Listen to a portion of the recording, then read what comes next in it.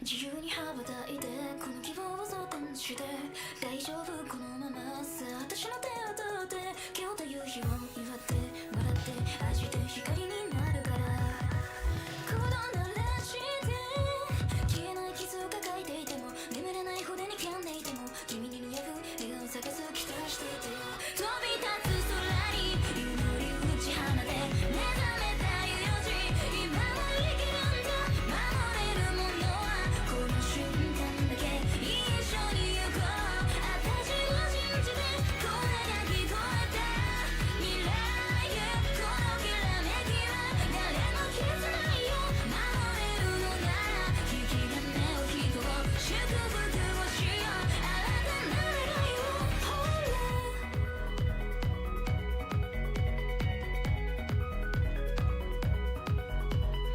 楽しいことを選んでいこうやりたいことを全部やろう悩むことは何もないよ惑う暇はない光やれて願う嘘暗闇打ち抜いてアップルパイ片手にねどこまでも行けそうずっと夢から覚めないこのまま気づいて私の翼で壊して描いた空へ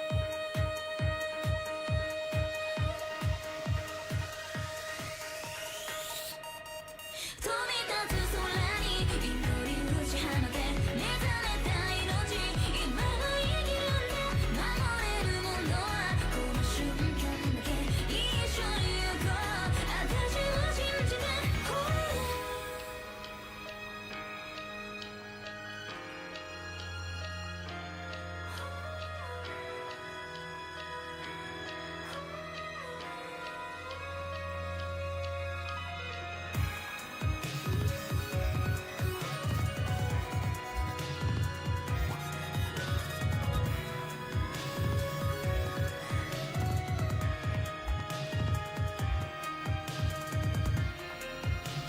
飛び立つ空に祈り打ち放て目覚めた命今は生きるんだ守れるものはこの瞬間だけ一緒に行こう私を信じて声が聞こえた未来へこのきらめきは誰も消せないよ守れるのなら引き金を引こう祝福をしよう新たな願いをほら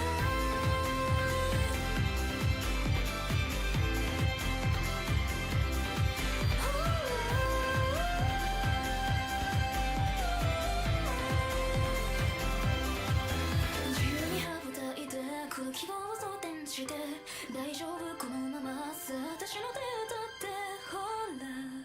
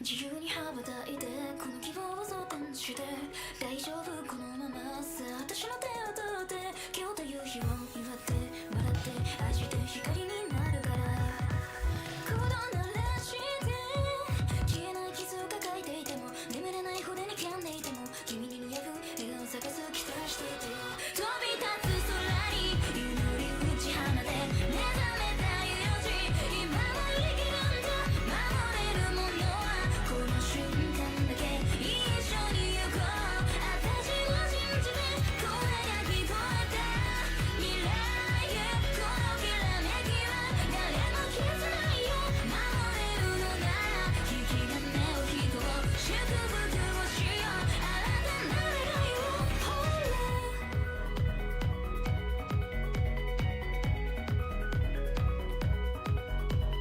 楽しいことを選んでいこうやりたいことを全部やろう悩むことは何もないよ惑う暇はない光やれて願うそう暗闇打ち抜いてアップルパイ片手にねどこまでも行けそうずっと夢から覚めないこのまま気づいて私の翼で壊して描いた空へ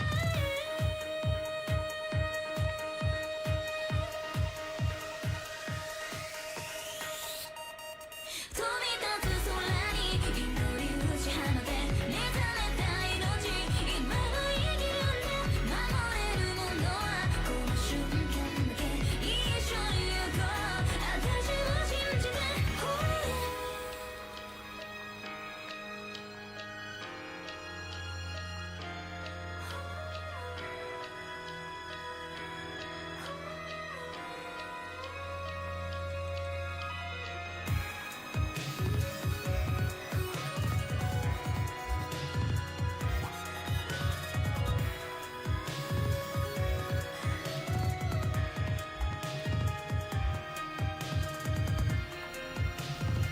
飛び立つ空に祈り打ち放て目覚めた命今は生きるんだ守れるものはこの瞬間だけ一緒に行こう私を信じて声が聞こえた未来へこのきらめきは誰も消せないよ守れるのなら引き金を引こう祝福をしよう新たな願いをほら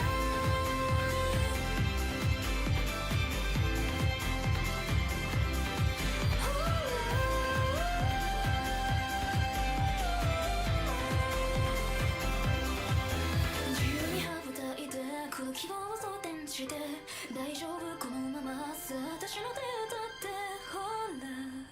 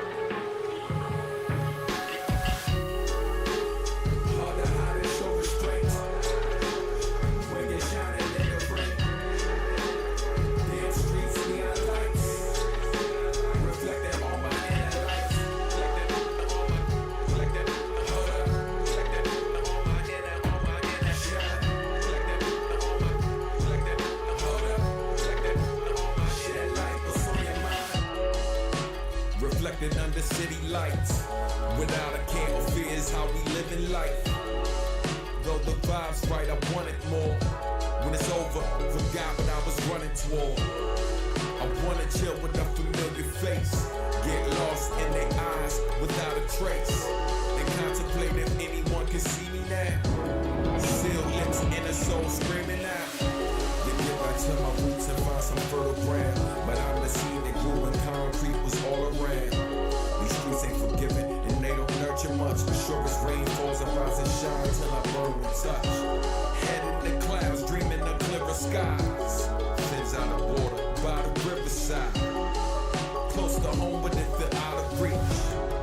But all along, it's inside of me. Hard to hide and show restraint. When you're shining in the rain. Damn streets, neon lights. Reflecting on my inner lights. Reflecting on my inner shine.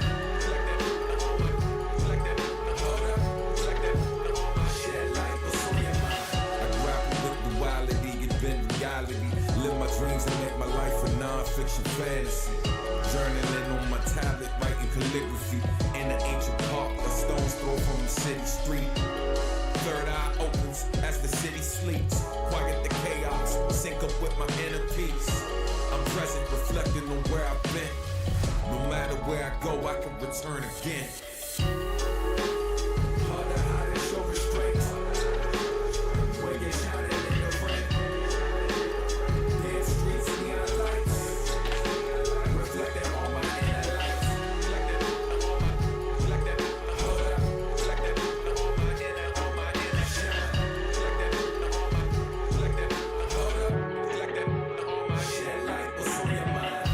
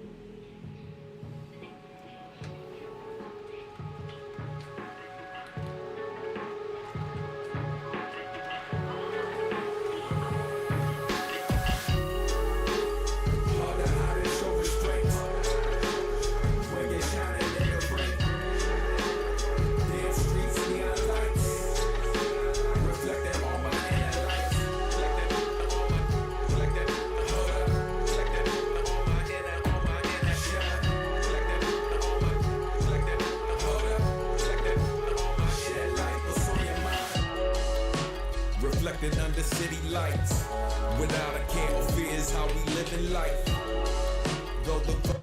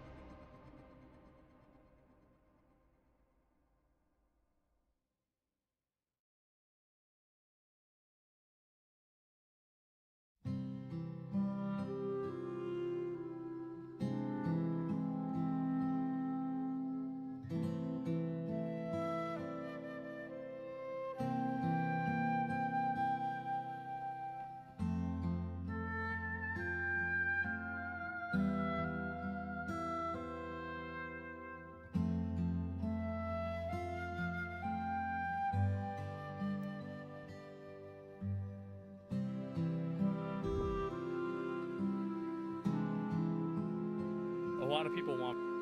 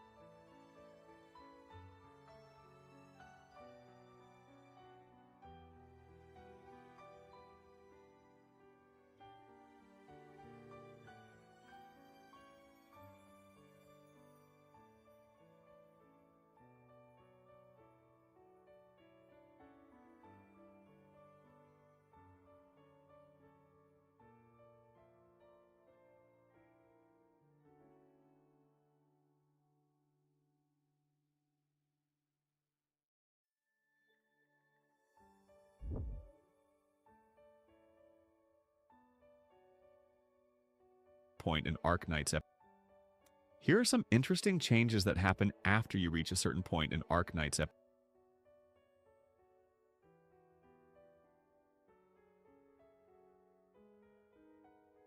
episode 15. The first you'll notice when playing Arknights after episode 15 update is this new loading screen, consisting of Supreme Leader Amiya, Kal'tsit, and Doc. But at one point this loading screen will change, as if Cal being abruptly erased from the picture. No doubt following what happened to her in the story. There should also be another version with Monster added to the picture. I think it is saved for the second week of episode 15 update. The lobby screen of episode 15 will also change once you clear a certain stage. In total, it changed twice.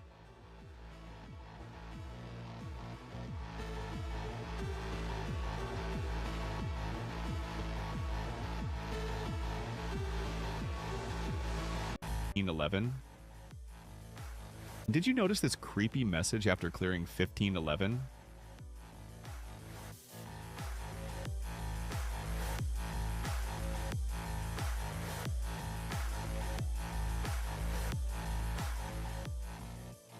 But it's all pale in comparison to what happened after you clear 1519.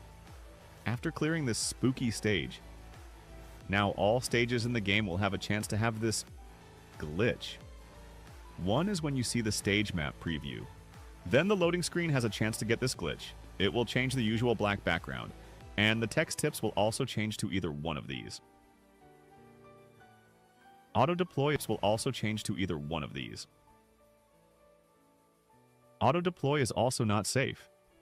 Now there's a chance that the usual interface will change to this, the same one you'll see in 1519. Luckily, all of this glitch doesn't affect the gameplay, just giving you a more immersive gameplay, especially if you follow the current story. By the way, this glitch shouldn't last forever. I think it will all be fixed in the next major update. And the stage preview is now under the new name, no longer the Eyes of Priestess. Now under the new name, no longer the Eyes of Priestess.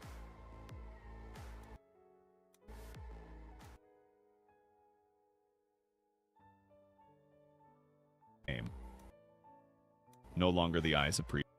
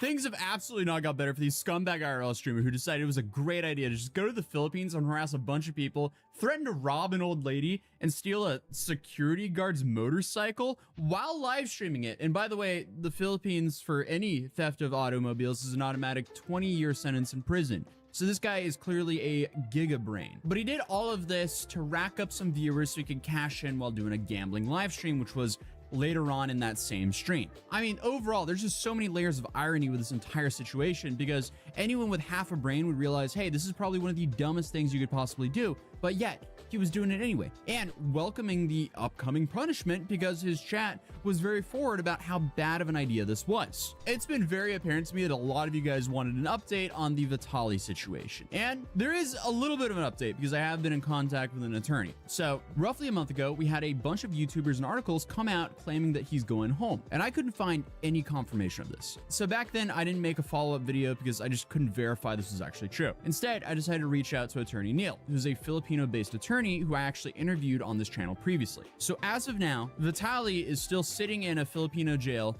months after his arrest, even though, according to a report released a little bit over a month ago, almost all of his charges against Vitaly have been dropped.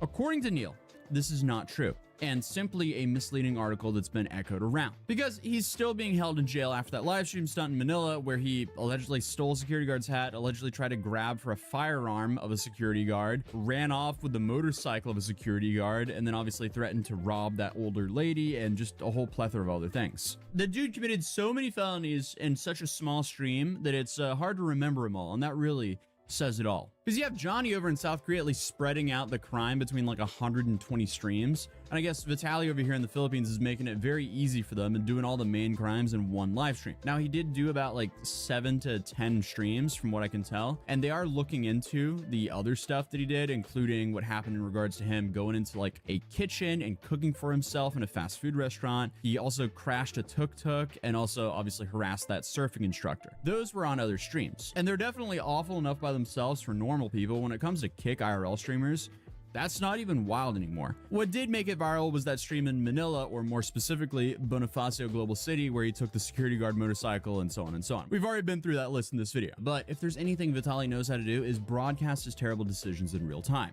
Excuse me, madam, sorry. I'm gonna rob you if you keep walking away.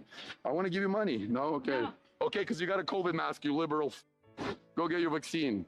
I was trying to give you money, but all right. Yeah.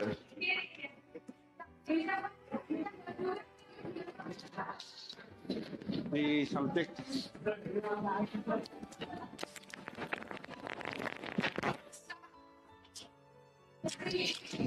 Shut up. Shut up. Again, this is just so wild. Stop, please. Shut up. Oh. Well, in that case, have a great day. I mean, again, what an idiot. So he was granted bail, but that lasted about 4 seconds because he was immediately rearrested again and just moved to an actual jail while he awaits his trial. He's also in this like odd immigration mess because neither the USA or Russia wants to fight to get him back. And the reason I'm saying those two countries is those are the two countries he has citizenship in. And again, after looking at the situation again, what's wild to me is another creator, Eric, who runs the channel Unlock Philippines and Unlock Thailand. He saw my first video where I covered his first mall stunt and actually went and confronted him IRL. And Vitaly clearly didn't see anything wrong with his actions. So who is the creator, Chad? Not you. Who's the creator that talking about me? Tozy, but he's Tozy. What? He has like 1,000 subscribers? No. He's got like 1 million or so. He's not talking shit, bro. He's just it's what people show him what's going on here in the Philippines. Okay. Right. So like, what? But there's Facebook videos of me. There's Facebook videos. No, it's not videos. It was off of your screen. Yeah, but you watched the whole VOD. Yeah, Vitaly's whole argument here just completely falls apart because I watched the VOD, and the more of the VOD you watch, the worse it gets. And the whole reason I was the first one to cover this situation is I was watching and recording the live stream live because as soon as he went live with the title Disturbing the Peace in the Philippines, a dozen kick clippers started DMing me saying, you have to watch the stream, it's already bad. So I went, okay, might as well do it. And it's safe to say I was in shock. I was taken aback. I don't think anyone expected this dude to act this dumb. Not like he hasn't surprised us before, but still, I thought he would learn his lesson. But also, this quote was insane looking back. Okay, what are you going to do about it? I'm not going to do nothing. So stop following me. The universe is going to do it. Okay, good. That quote aged so well. Vitaly asked him, what is he gonna do about it? And obviously, Eric is not gonna hit the guy and end up in the same situation that Vitaly is currently in. So he just responded with, he's not gonna do anything about it, the universe is. And Vitaly said, okay, good. And then literally was arrested the next day. Well, I guess the universe did something about it, GG. And as I hinted at earlier, Vitaly has been given way too many chances as well. Him of all people should know better now. He was jailed in Egypt, didn't learn his lesson. He had some serious charges in 2020 after being arrested in Miami for assaulting a woman who was jogging. TMZ published the photos and her face was not looking good after the altercation with Vitaly. Calling him a scumbag is an understatement after seeing what he did to her. But that case did end with a private settlement. And that clearly is no oopsie moment. That's just disgusting and awful on his part. But he vanished from the internet, came back with this whole like redemption arc, and he started doing these like predator catching videos. But because of how he acted, his entire team left him and then pivoted into, I guess, just harassing people in the Philippines instead. But I digress. Okay, what's currently going on? He was arrested and initially faced 3 charges of unjust vexation, a vague legal term in the Philippines that basically means causing a public disturbance. Then you have the motorcycle theft, which is an automatic 20-year prison sentence in the Philippines, which he live streamed himself doing. And as of right now, he has not been charged with that. So his life is essentially hinging on if the prosecutors show mercy and don't charge him for that. And again, his biggest problem is he live streamed himself doing it. So the proof is already out on the internet. Definitely not a good position to be in. But apparently Vitaly wrote to the Department of the Interior and Local Government Secretary, Jean-Ric Romulo, pleading for mercy due to mental health reasons. And Romulo rejected the appeal and told the news outlet 24 Horas that acts that Vitaly committed do not deserve mercy. And honestly, it kind of makes sense that he responded like this, because this is how Vitaly was acting during the announcement of the charges in front of Romulo.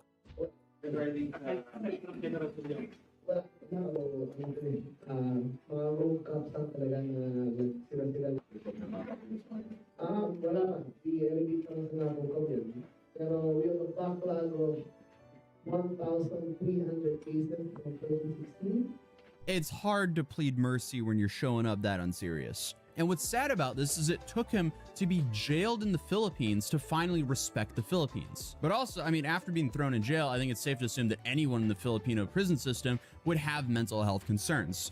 Looking at the conditions, those are not conditions anyone wants to be in. And a TikToker named Dark Predictions actually claimed that Vitaly has been quietly trying to pay off witnesses and officials. No one's confirmed that. It's just one of many rumors that are circling around the case. Meanwhile, his physical condition is not looking good at all. A recent photo shows him looking way skinnier, scruffier, and just not like the dude who used to run around shirtless in Miami for clout. This same TikToker, Dark Predictions, also tried to visit Vitaly, claiming that he couldn't get past the facility rules because apparently only family or lawyers can see detainees. But he did bring him 2 chicken burgers. Okay, so I'm just here with some food for Vitaly. I got him 2 chicken burgers, chicken burgers. And I put a note in there giving him my advice and Dark Predictions, how he can get himself out of this. And that's all we can do for now. Apparently, it's really difficult to actually go in there without being a family or a lawyer. We contacted the lawyers, we contacted some judges. I did all I could. I did everything I could.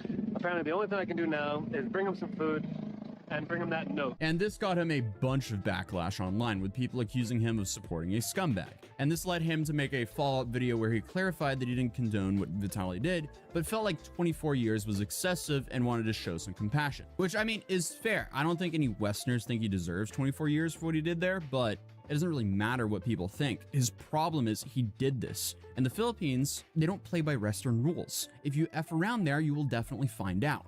I was just doing the best of what I had. I couldn't do the interview that I wanted to do, but I could bring him food. So why would I just say, oh, well, I can bring him food, I can't see him, but no, I should just leave him, So I decided to bring him some food. But obviously, Vitaly has been known for having an unapologetic attitude, and in his own words, has bragged about going to jail for views. And I came out of jail, every video was hitting 1 million views. Whoa. Out of every negative situation, I get positive. So if I go to jail tonight, or today, or for how many days, because I'm ready, because my ass tight for a while now. So yeah, I mean, if that's your strategy, don't be surprised if jail time isn't just a part of your marketing plan and suddenly it becomes a part of your life, because that's where it'll lead you. And as of now, just getting to his trial could still take years. And even if he serves time or gets cleared, the immigration issue, that's just its own separate nightmare. Until a country actually agrees to accept him, he's in this like weird legal limbo. Because as of now, Vitaly will be stuck in the Philippines, a long way from his YouTube glory and a long way from going home. He was also transferred to the Bureau of Jail Management and Penology custody around June 11th, 2025. Pending the resolution of his court cases. And as I mentioned previously, even after posting bail, he was just rearrested again. And even worse, the BIA has kept him detained due to the ongoing deportation proceedings and his status, because they're referring to him as an undesirable alien. And the final update is the Philippines government has made it very clear that deportation will not occur until any sentence is served and local legal cases are resolved. So for now, the waiting continues for Vitaly. And the dude built his career off of annoying people. Now, basically the entire world is annoyed at him, so that's just kind of ironic. And the guy is essentially just a walking case study of how clout chasing can turn into a prison sentence. And now I guess he's just finding out if you burn enough bridges, you might literally get stuck on an island. So a lot of you guys wanted an update. That's it for now. I'll be making another update as soon as more stuff drops. But other than that, YouTube thinks you'll enjoy this video, and I'll see you guys in the next one. Peace.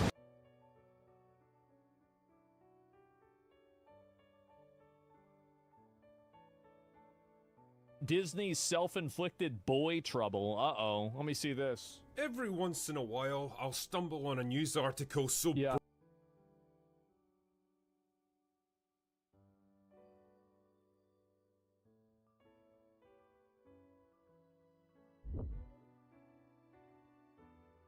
This is just actually unhinged. This is crazy. I don't know what I'm going to call this video yet. I have no idea what to title this. It is just so bizarre. So to give you the cliff notes, today I was researching about a huge crypto rug pull that Stream Chat made me aware of last night.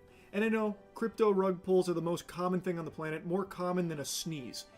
Did the sun rise somewhere in the world? If the answer to that question is yes, then that means fucking 50,000 people lost tons and tons of money in a crypto scam, probably on pump.fun. That's the main hub for it, the main cesspool. And last night, Stream was telling me that there was a disabled man who was doing a crypto coin on pump.fun called 120 hours, because he claimed he had 120 hours to live. And when it reached about a $500,000 market cap, he rugged it and went offline and hasn't been seen since. Now, it doesn't seem like he was faking the disability based on all of the available evidence that does seem to be true, but there's no way of knowing if he really had 120 hours left to live and this was his final oorah of just stealing a ton of money from a ton of people, or if that was all just fucking phony baloney like half of the other scams on pump.fun. Regardless, the fact is tons of people got rugged, left with their dick in their hand there. And while I was researching for this topic, I stumbled across another huge story in the crypto space, also on pump.fun, but this one bucks the trend of a rug pull, and it is something far more sinister that I have not seen before that implicates Steam. So, if you've been around the channel for a while, you might recall I made a video years ago about a really odd Steam game that I downloaded while dumpster diving, because it's something I like to do on Steam, just looking through like absolute dog shit that no one's ever heard of. And I found a game that I downloaded, and it didn't have the executable file. Like, it didn't even have the game. It had like ancillary files around it, and it was really suspicious. So I thought there was a chance that I had downloaded something very harmful, but I was assured that that's not possible through Steam. And Steam has also kind of positioned themselves as like a safe place to get your games. I've never really heard of a story of someone downloading something that like literally ruined their lives or like stole from them. There's been like some suspicious games on there that have done like some weird things in the background, but never like stealing from users as far as I know. Until today. There is a pump.fun streamer, his handle is Rostaland, who is battling stage 4 cancer, and he streams on pump.fun to raise money for his treatment. Now, I know what a lot of people are thinking, already raising an eyebrow, that this must be the scam. He must be faking cancer to try and scam people. Based on everything I can find, that is not the case. It seems he really does have cancer, and this is his way of generating funds to try and survive. It seems very legitimate. And while streaming, he was doing some gaming. And a chatter, apparently, had convinced him to download a game called Block Blasters. And when he did, he had all of his crypto stolen from him. Approximately like $30,000 was drained from him. And now people have been looking at the game and finding a weird set of files in there that seems to scan the user's device to look for crypto credentials, which is how they must have stolen this money from him. It's very peculiar, and at first I was kind of wary of it. I thought this could just be an elaborate scheme where, like, he pretended that it was the game he downloaded that drained his money, but really it was all just a ruse so he could make off with the cash. That does not seem to be the case. It seems like the game actually is stealing from people. He is not the first victim. Now, here's when it happened on stream. It happened live. No, no, no, no, no, no. No. No. That happened in the crypto. For you, I understand this can be very difficult because that money normally can help you for a lot of things in your life.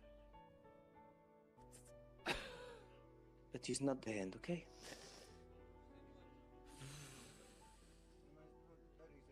You're such a brave person. I'm broken. No, Okay. I'm sorry, guys. That is brutal. Now, there is no one more harsh of a critic on Pump.Fun than me.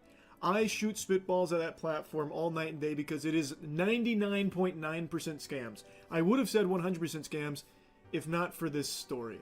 I really think that this is real. He's provided, like, receipts. He has proven that he is not faking the cancer diagnosis or anything like that.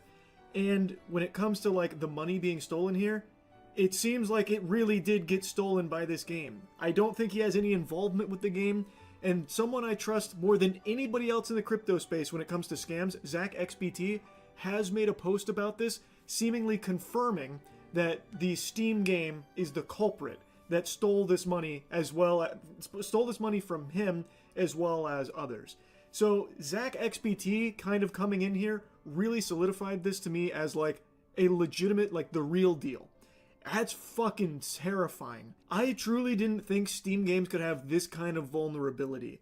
I've made jokes in the past about, like, a terrible game being a crypto miner, and apparently there are actually some games that do kind of do that to a certain extent, but I've never seen something to this level. This is a huge security, like, flaw, a huge danger on the platform. As someone who buys games that have, like, 0 reviews and 0 players, sometimes I am literally the first one to play a game that no one's ever heard of, planting my flag on the moon.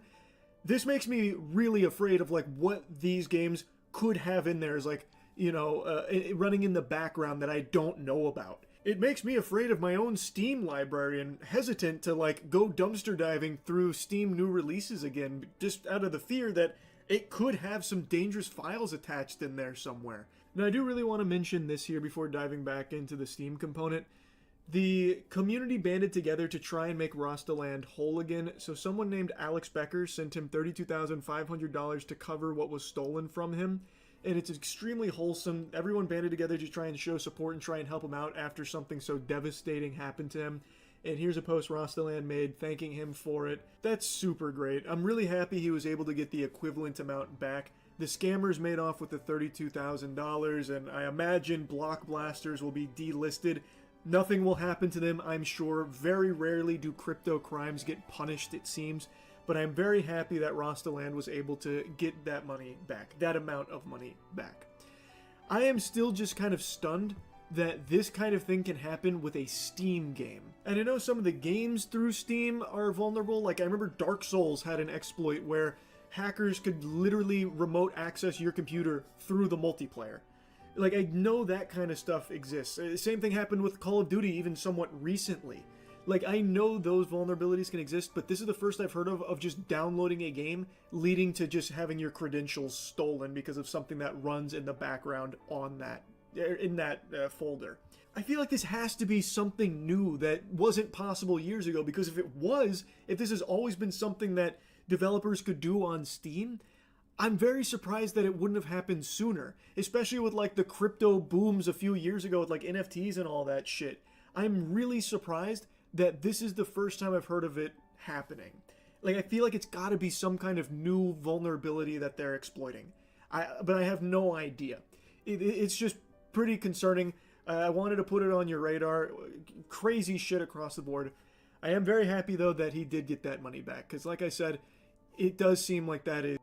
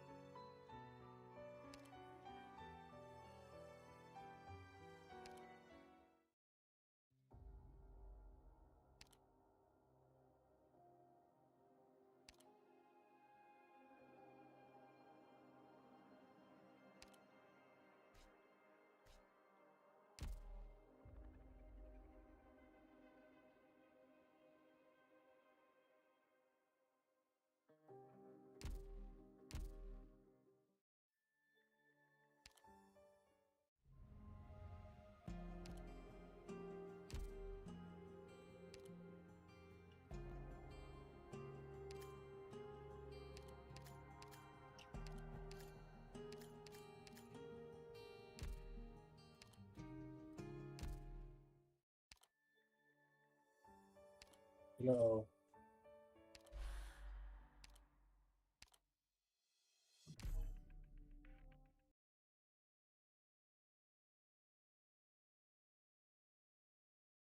What game is that? Honor your orders. Move out. 尻尾が流星のようだ。よくそうやって言われるの。まずはこのコートを撃ち落とせるかやってみて。これが Bravery shall overcome evil. Doing a crypto coin on Pump.Fun called 120 Hours because he claimed he had 120 hours to live. Around it,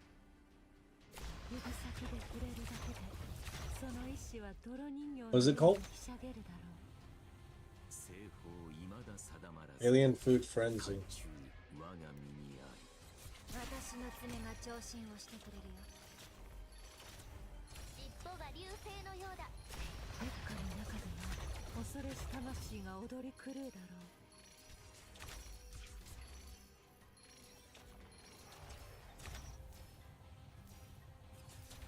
死者の喧騒にある終わりの名を忘却という。Mission accomplished.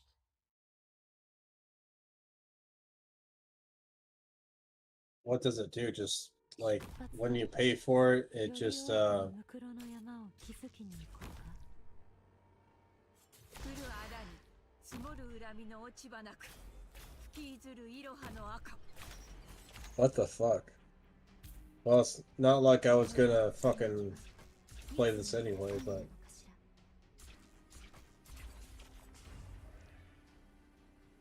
死者の喧騒にある終わりの名を忘却という。この剣でお前たちが生きる価値をその肉体ごと切り裂いてやる。見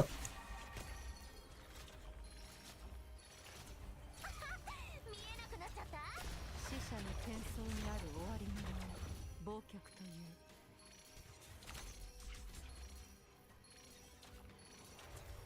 う。wow. どっかの中では恐れし魂が踊り狂うだろう。Of course they did.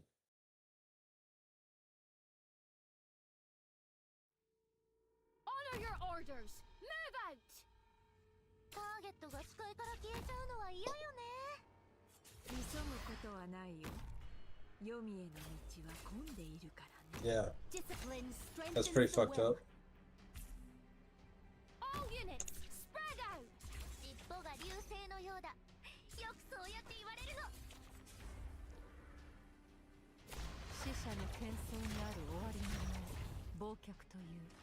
It might be.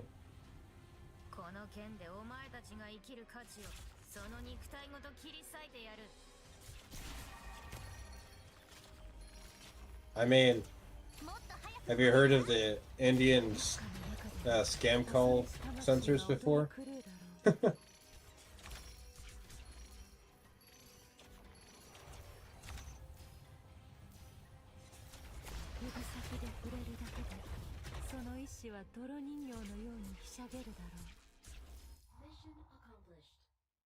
I,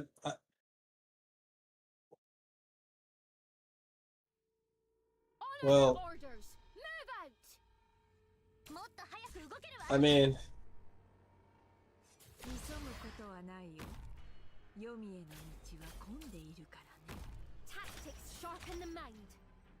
I mean, no, I mean, no, I mean, like, they don't really, I don't think they care. Like, if they knew that this person was this, that, or the other thing happening to them, I doubt that would deter them from just scamming all the money, I'm afraid.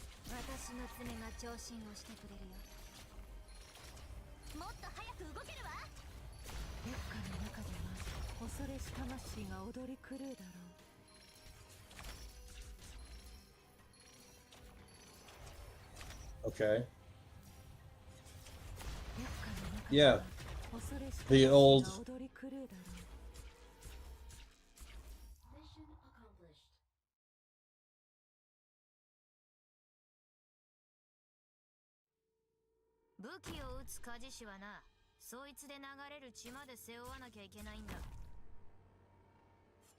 But survival of the fittest?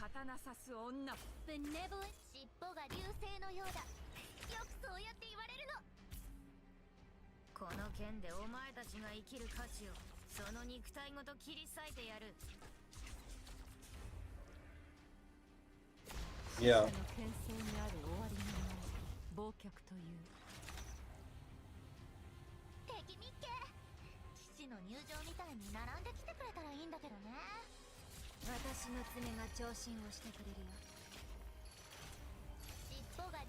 Yeah.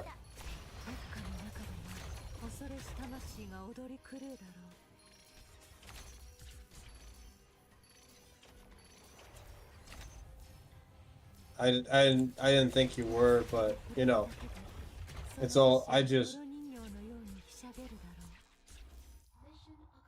it's like yeah, it's called the silver lining.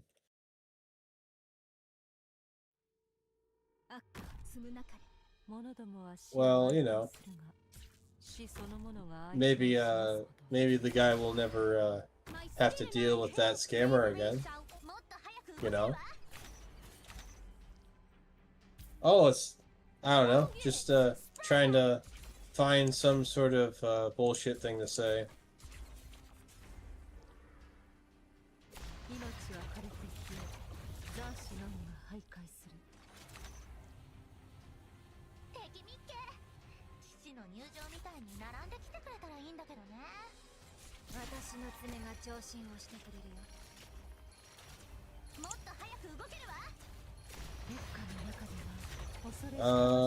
Yeah. When you're, low on money, it never feels good.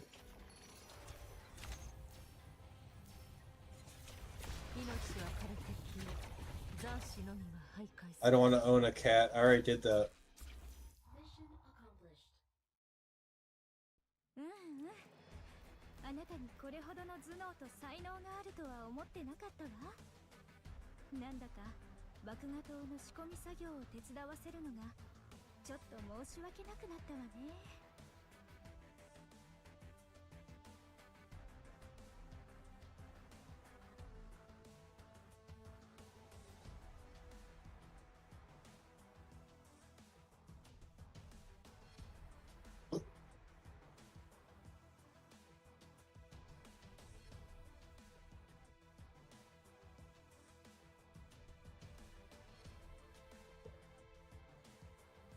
Yeah. Well, he should have just been born rich, man.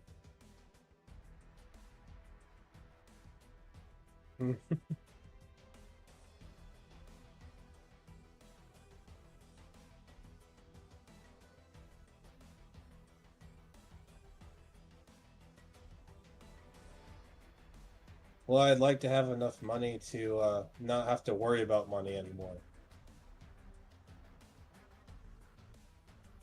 What's that?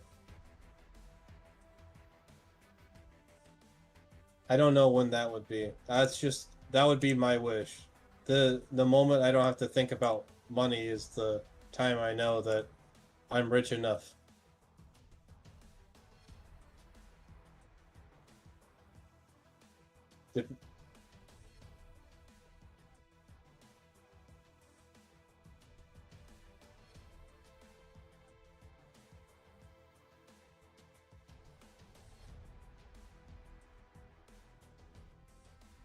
I don't think that'll. Not for like all goods.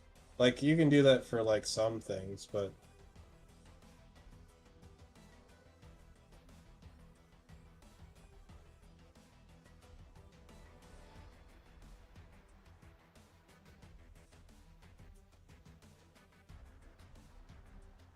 uh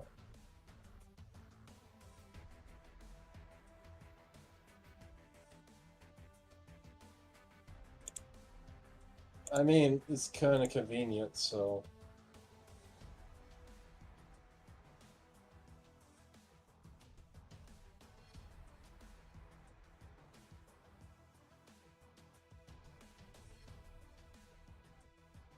I mean, that's just kind of the point. It just makes things a little more efficient.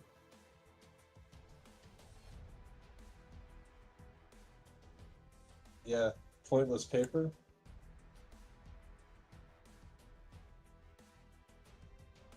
Well, of course they did.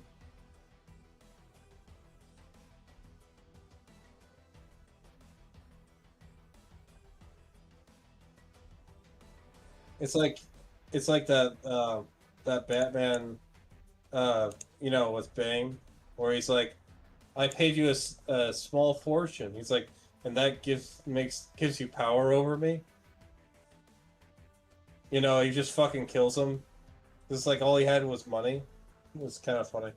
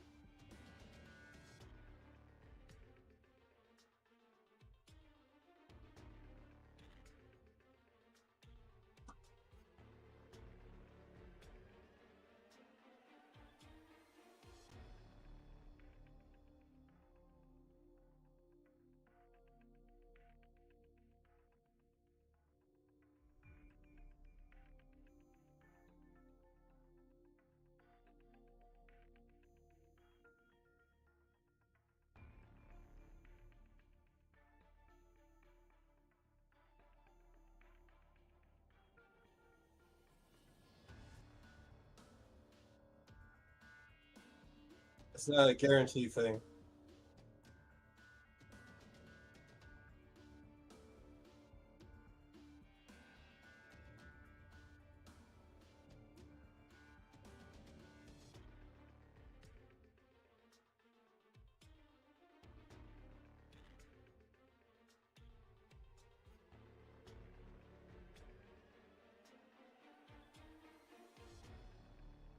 Right.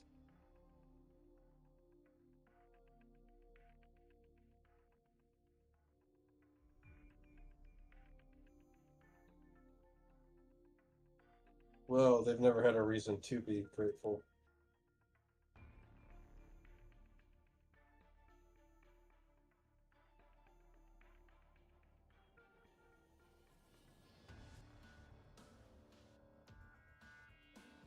Yeah, well, they'll eat themselves first, you know? Because, like, you know, all that fat will recede.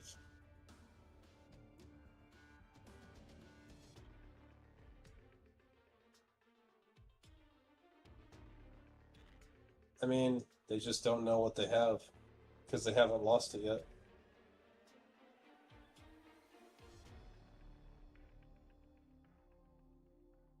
yet. It's funny because these are the same people that are communists and say, "Oh, America, we have too much." They don't even know what they're talking about. I mean, they do, but they mean like other people.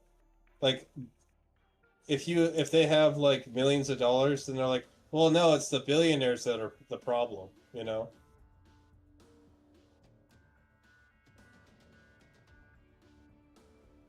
What I'm saying is like it floats with whatever they have. Oh,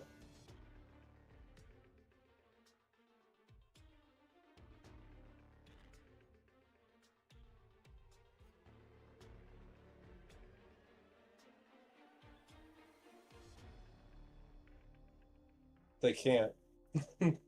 They cannot.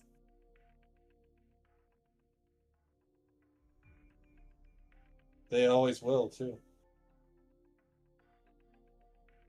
Because it's like they don't like being in a they hate America, but they keep on living in it type of thing.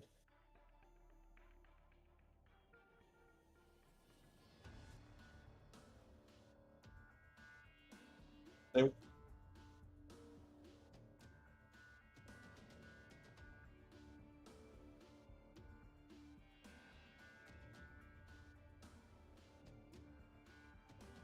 That's pretty crazy.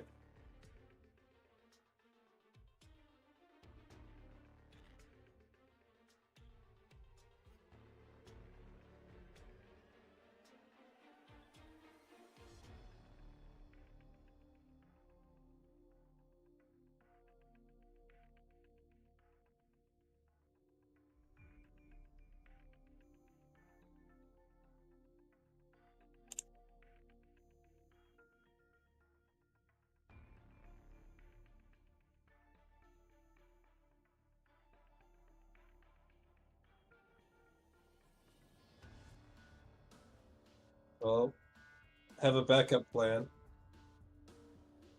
Have a backup. Have like some sort of like way that you don't need to have money.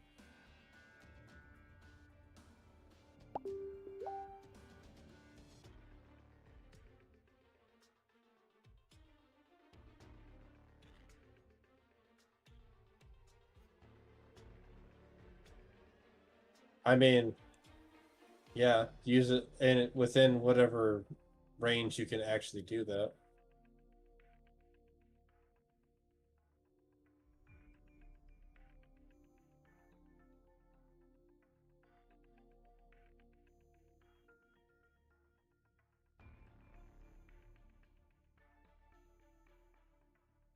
Yeah.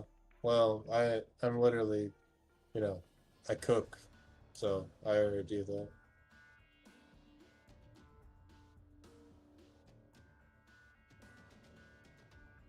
I mean, I have a garden too.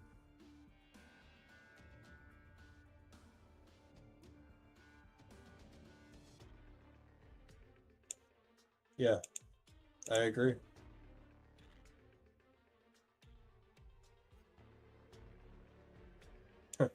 That happens.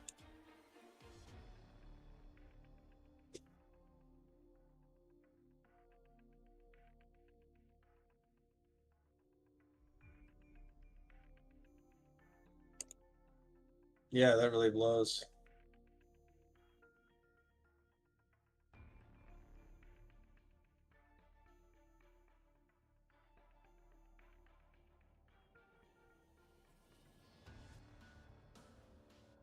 Right.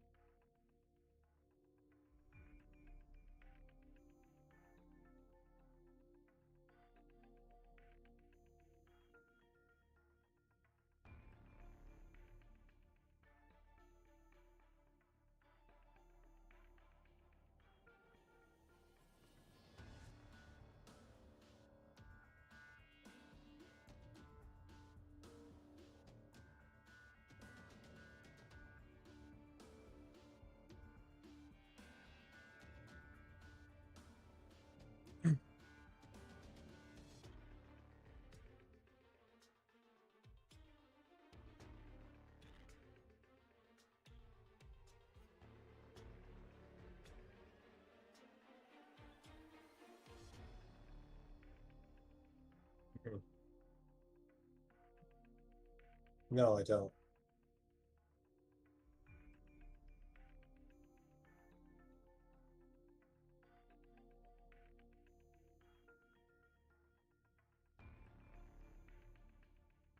No.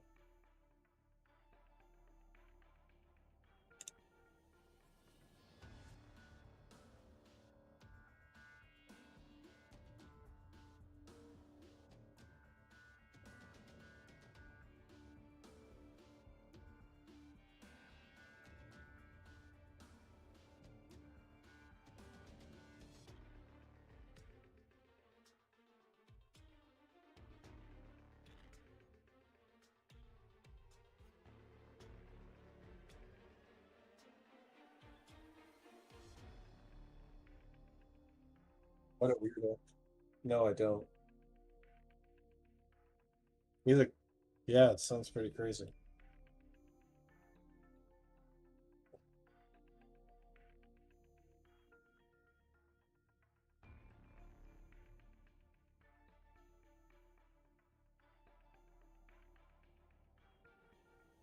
Huh.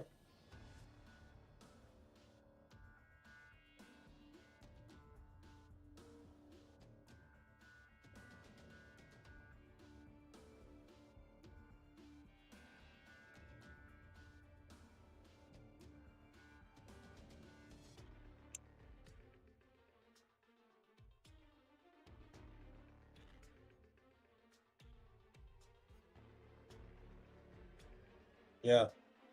Some people are fucking, what do you call it? Loyal to a fault.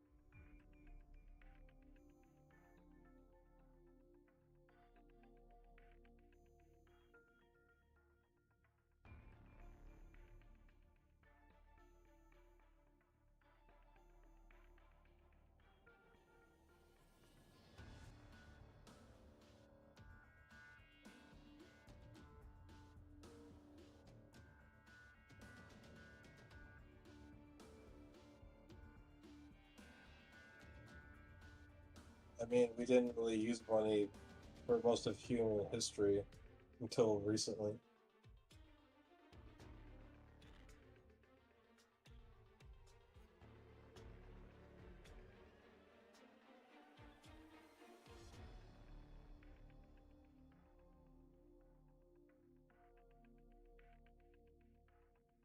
Yes, money. That's the price.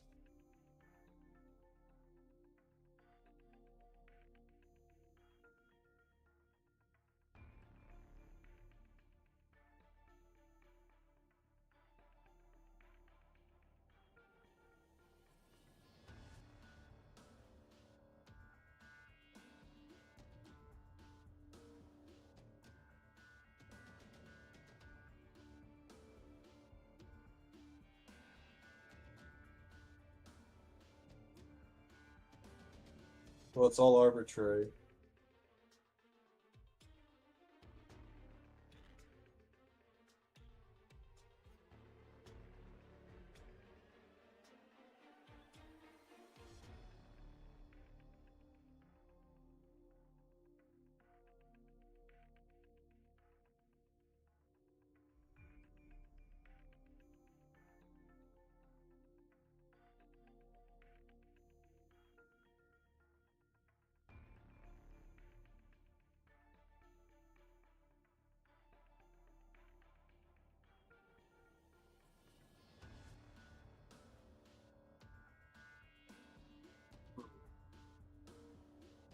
Yeah.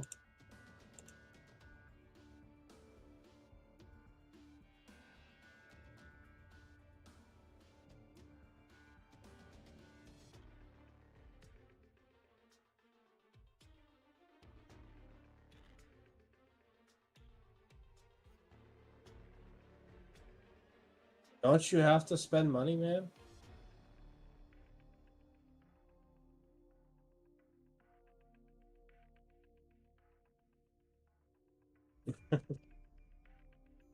I have to. I don't only have to, you know, make money. I have to buy money. I want to buy the money.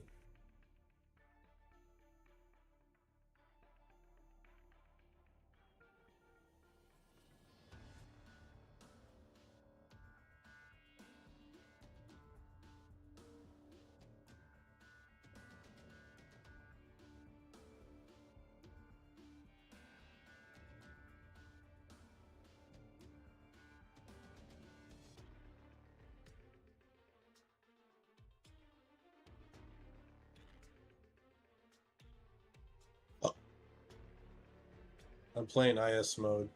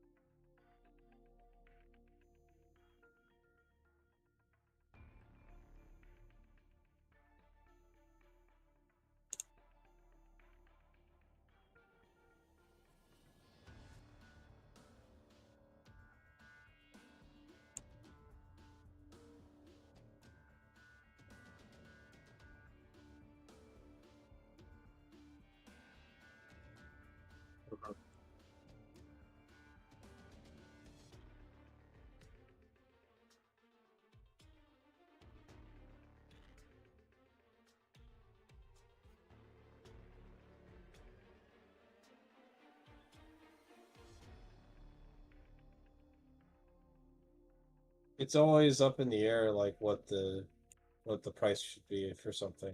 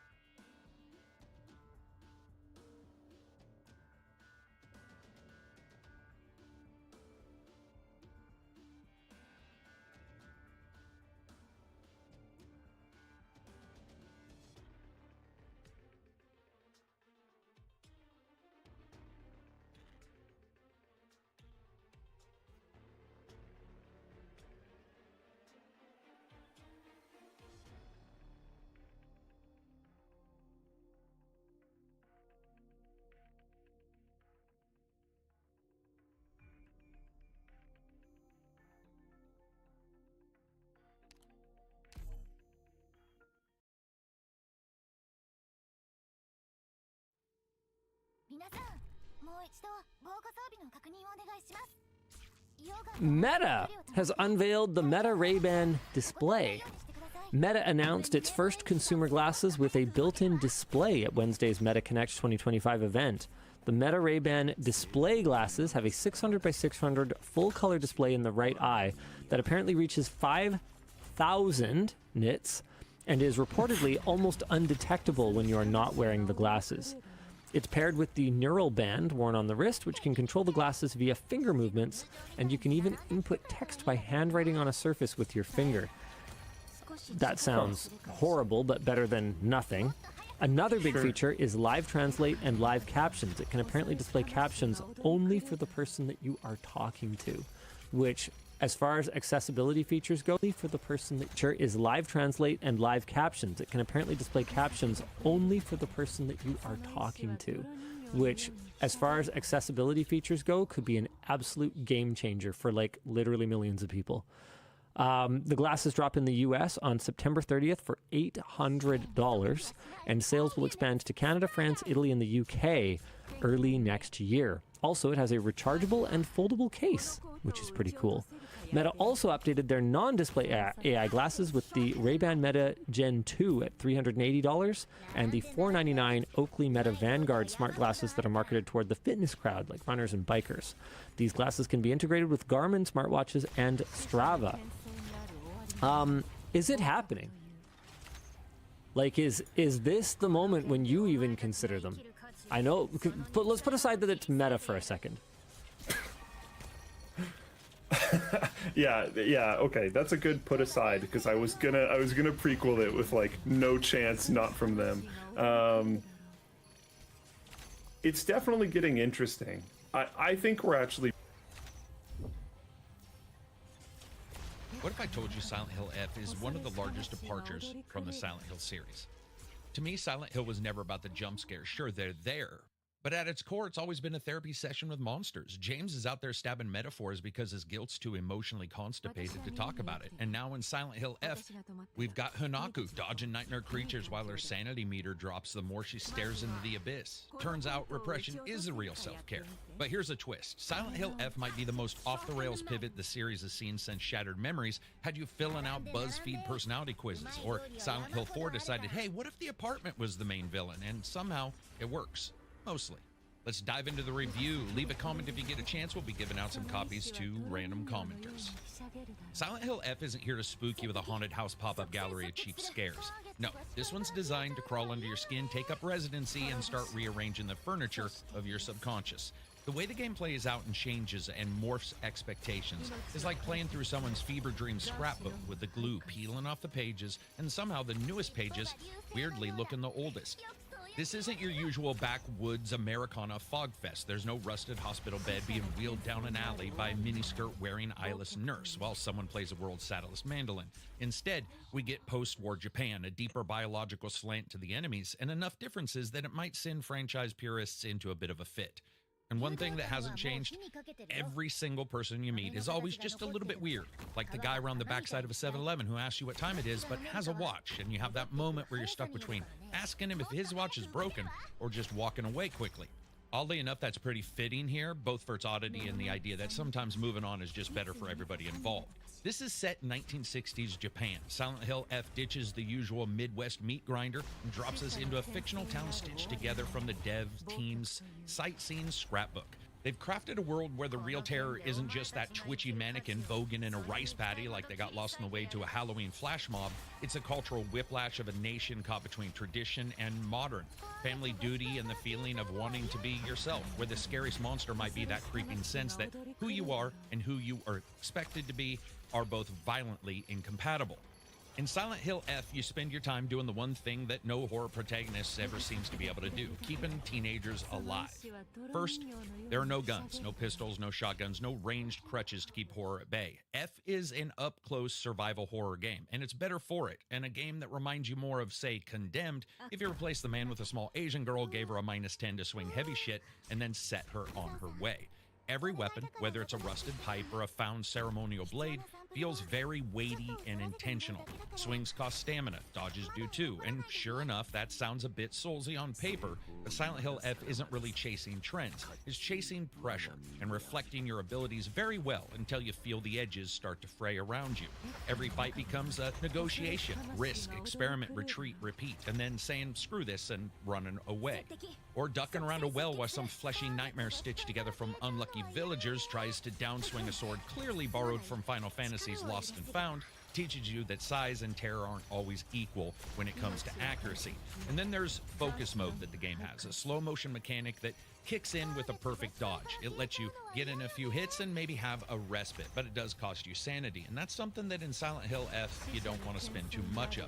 Escaping and getting to a save spot in this game ends up at a small shrine. These are places where you take a moment to just calm down, to ask the spirits to bless you, and then apply random trinkets they drop in trade for items that give you increases to stamina, or to absolutely awesome ones. For example, one that gives you a burst of energy from food just by picking it up, like that rush of adrenaline when you find a friggin' 7-Eleven near a campground that still has a couple things you want on the third day of the trip. And it's simply reflecting the mental trauma and tiredness of a character fighting through the physical representations of it. The combat isn't remotely as difficult, nor expecting players to perfect dodge every time, but instead just keep an eye on their various means of movement, their various means of attacking, as well as their own mind. Now, speaking of movement, you're not required to square up with every single monstrosity here that stumbles out of the dark. In fact, Silent Hill F often leans into avoidance. Stealth isn't just viable, it's actually encouraged. You see a creature, make a note. Talk to one of the obviously slightly off-kilter people you meet in the village, note it down. Always furiously writing and rewriting what's there. As a third-person horror game, Silent Hill does stick to the tried and true moment-to-moment that you expect. A bit of story and oddity, puzzle work flowing into gameplay to get a door open here or find a puzzle over there. But it's held together by the changes that it employs and the fact it does them without feeling like a goddamned weakness simulator, or at least as much as I had originally worried it would. In fact, most everything in the game does come together very well. Puzzles are awesome and fit the world, sometimes just opening a door, the next time opening a bit of cerebral lore to a bit of truth, or a past mystery or memory uncovered. As you progress and explore, you uncover more, meet different characters, and fight and run away from more creatures. It's not exactly new territory, but it's how it handles the reversion back to the original thought processes of the basics and the original title that works so well here. Difficulty can also be adjusted for those who want a harder or easier experience, and while some boss battles or experiences take some experimentation, nothing actually feels unfair. I mean, as unfair as a 104-pound girl fighting a 900-pound raging behemoth made of best friends could feel. Also, throughout all this, the game actually runs way better than I expected. Monster designs follow the general same logic. Is that a best friend monster or a combination of best friends rolling around in a huge blob that makes the term student body creepy as shit? Who knows? So you might as well sneak up on it and find out. If a horror game's overall monster design is the fulcrum on which the rest of the experience balances, Silent Hill F may not be classic in the same sense as the original game. Does it come close in enemy design to, say, Pyramid Head? Probably not. A classic is a classic for a reason, but I liked a lot of the designs. At times, the biological slant of some of the enemy designs reminded me of The Last of Us and the fungus, but here, connected more to the pretty, the floral patterns, like a poison ivy with a corruption bias. But it fits with the fiction, an overgrowth of the idea that something small, something barely noticeable, a single action, can go from almost unnoticeable to mysterious and monstrous. And the same goes for those creatures. The locations themselves are fine. The game's lean aesthetic expands out a bit mid-game, never shies away from a mystical moment though. And those are mixed in directly with the normal. There's parts where you're going, where in the hell am I? And then you come around an edge and you're like, oh, yeah, I get it. I'm exactly where I expected to be, in the midst of danger. Who's crazy here? What world am I in? Who am I talking to? Are they normal or not? And do I believe these random warnings written down in a game world by a doll that would be a nightmare to Annabelle from the Conjuring series? It has an excellent lighting system as well, with Lumen doing heavy work in the interplay between the game's lighting and insanely good use of fog and fog systems to not only give a sense of unease, but actually do some amazingly well done transitions. The game, regardless of the frame rate you're playing the normal game on, will drop to 30 FPS caps during cutscenes. And the game's way of flowing into and out of these momentary cutscenes is a massive boon to the storytelling, but actually a bit painful at first to watch that switch happen. It's a testament to them and the storytelling that the game can whisk from moment to moment, from battle to discussion, back to a run, to meeting another questionable PC that constantly has you wondering who is what and what is who. But that drop to 30 FPS is noticeable. Outside of that, the game has a large number of settings with the ability to leap in and change lighting and shadows, lumen levels, draw distance, and likewise. Though draw distance in a Silent Hill game just means how far into the mist can you see that shambling, freakish flesh automaton. True performance is shockingly better than I expected. Firstly, well above 100 on high with DLSS. Also, TSR and FSR are here, but upscaling on minimum, the game actually still runs excellent on a 3080 and a 4090, and you can also turn every single thing all the way up if you want. It actually runs very well.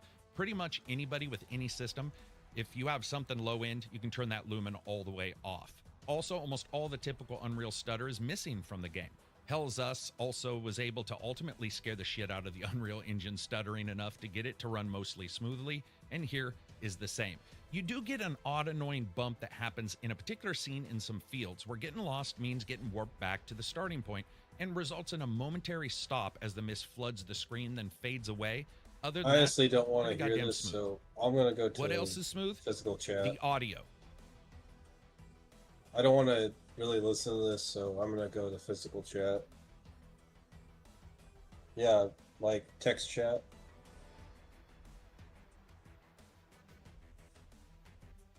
Yeah.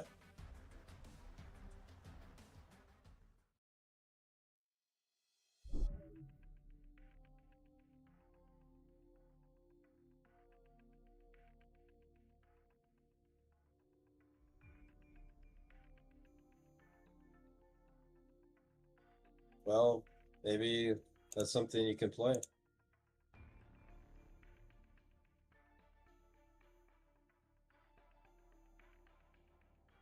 What is that?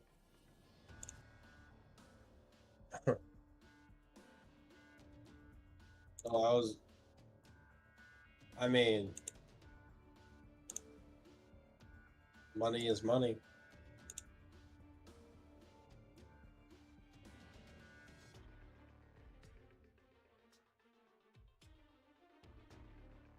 The transaction.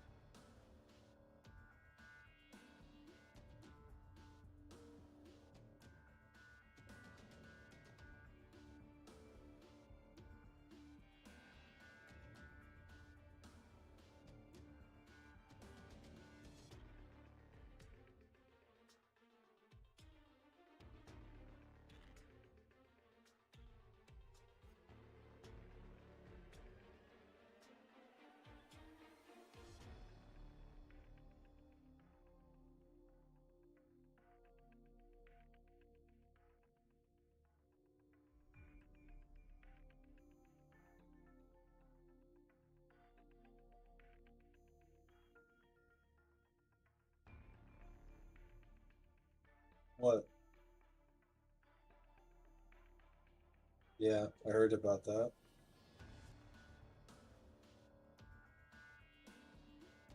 Wow, it's almost like people are fucking evil.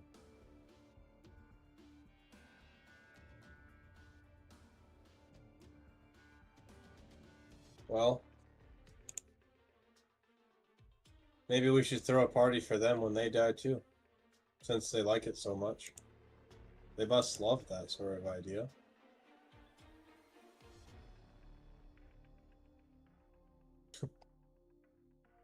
Yay, you're dead.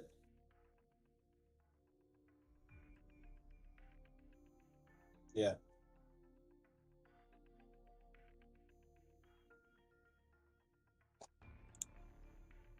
Not worth the effort.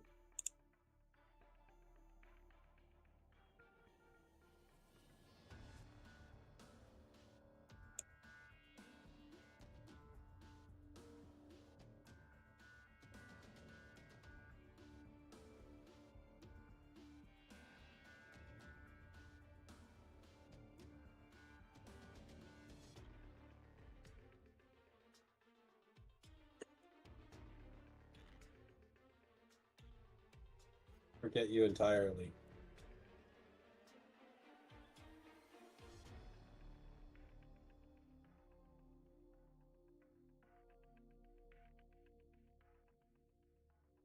You people.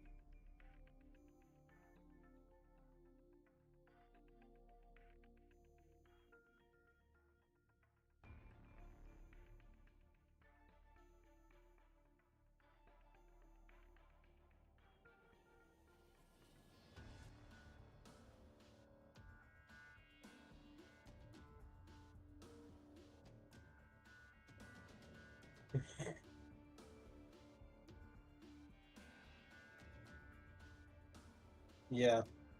Well, when you say like when you say that here either to a black person, they're like, "What do you mean, you people?"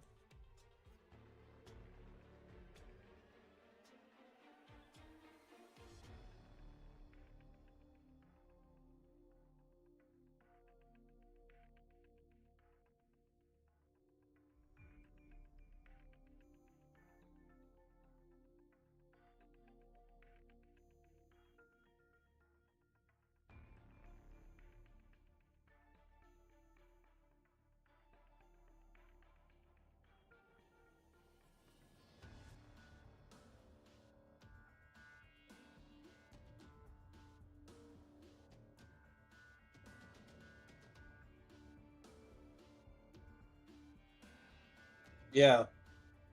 It's like, okay. Didn't you see our name?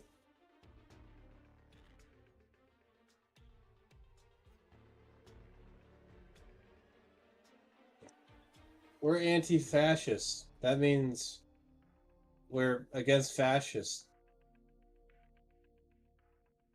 So, so like, we'll do everything the fascists would do, but we're against them.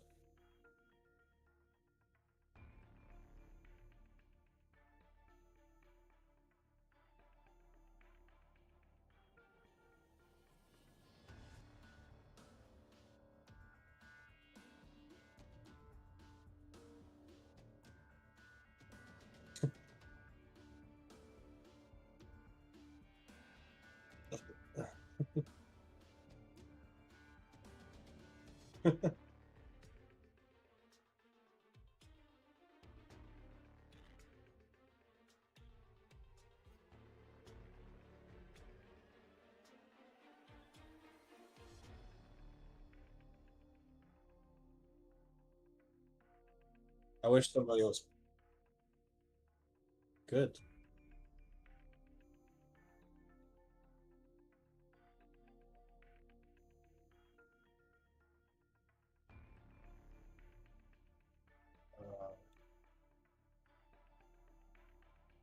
Yeah, I think you closed the stream, didn't you?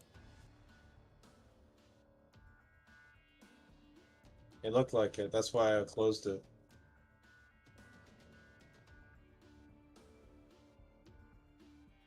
I check it again.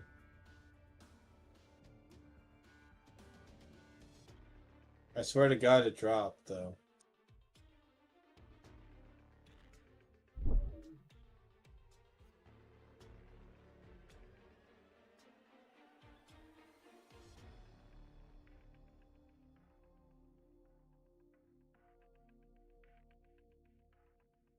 Yeah. Oh, yeah.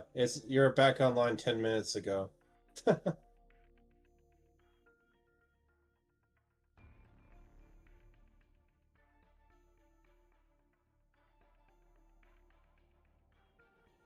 Oh, well, yeah. I was looking on Picarta, so that's where I messaged you.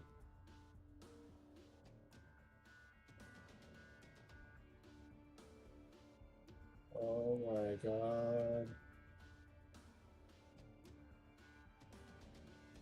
Crown Slayer versus Wisdell. Fucking. Fucking. Coughing Baby versus Nuclear Explosion. Yes.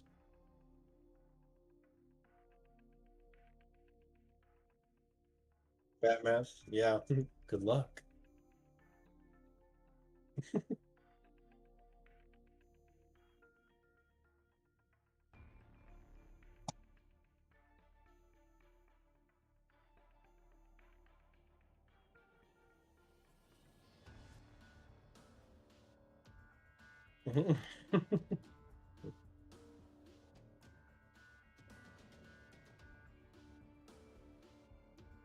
Oh, he's gonna love it.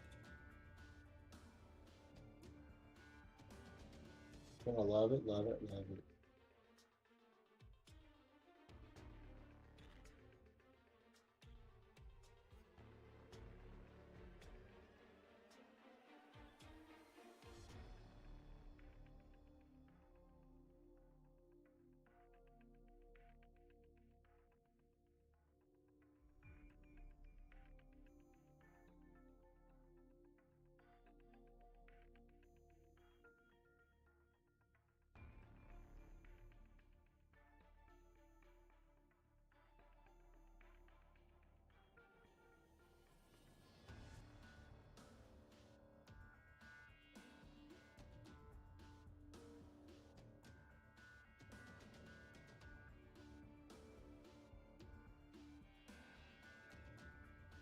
And this really is how I feel. And this really is so sorry. I'm gonna use Swire.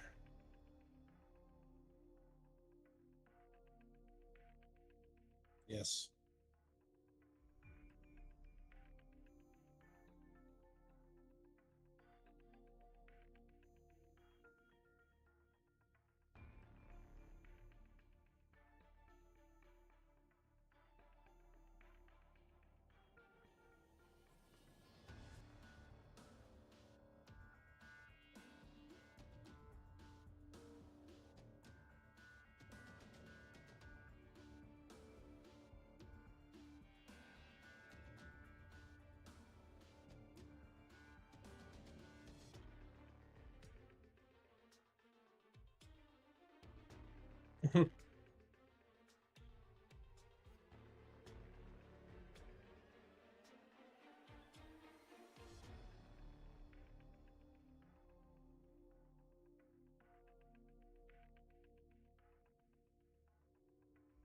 No.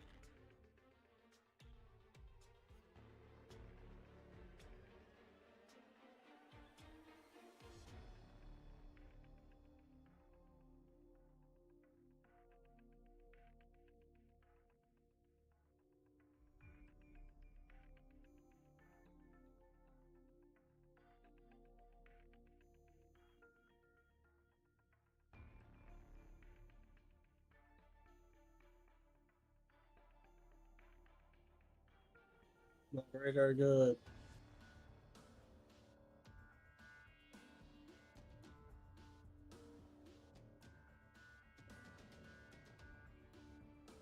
Yeah, I know of them.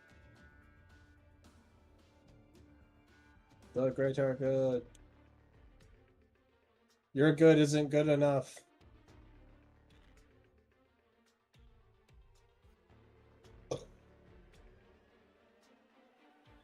That's all you need, I guess.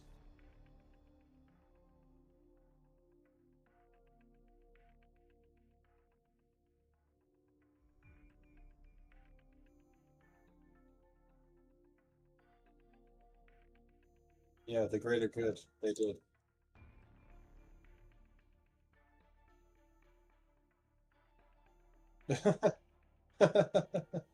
That's hilarious.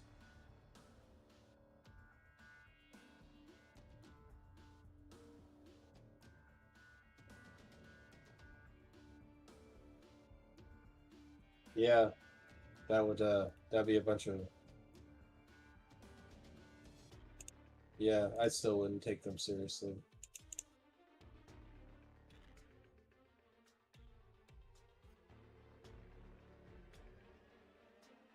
You fucking left, but you're still here.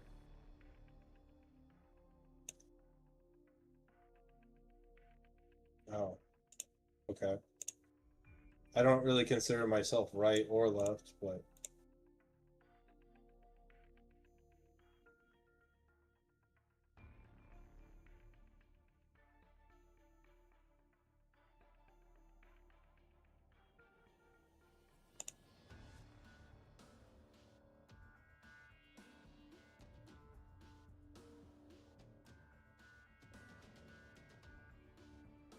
right. It's like, I mean,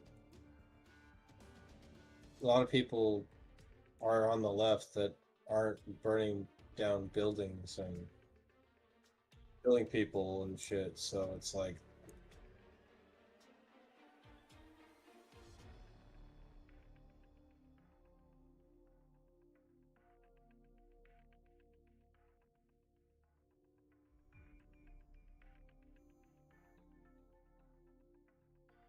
yeah, imagine that, right? Fucking not.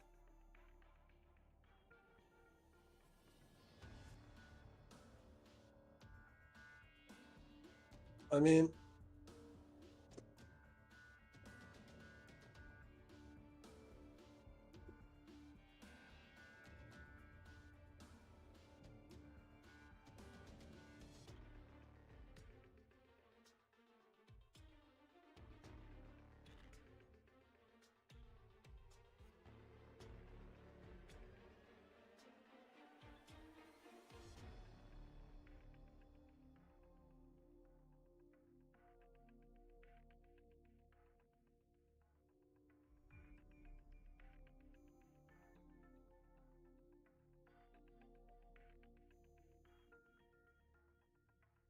yeah, you're like a moderate liberal.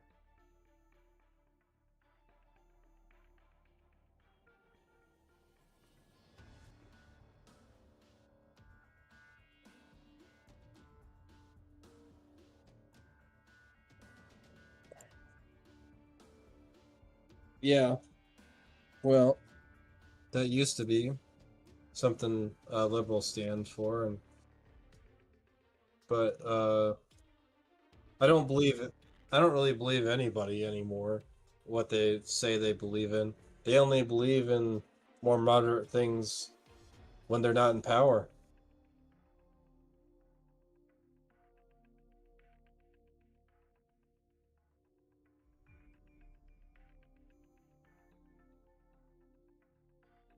I don't think they even believe in money, actually.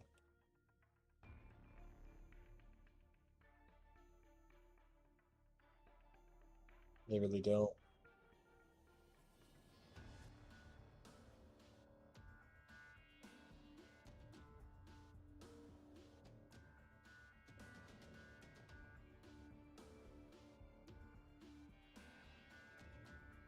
Well, that's not just money.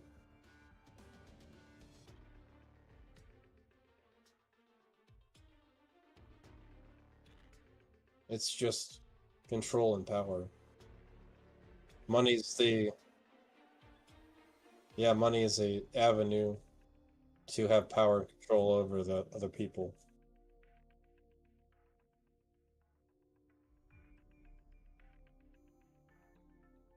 I mean, power and its power is literally just influence over others.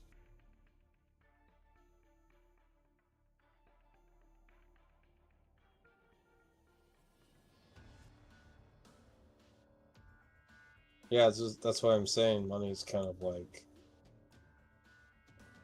it doesn't matter, you know. Yes. Not giving it away just because you have it, just because you want something that they have. Yeah, shocking concept for them.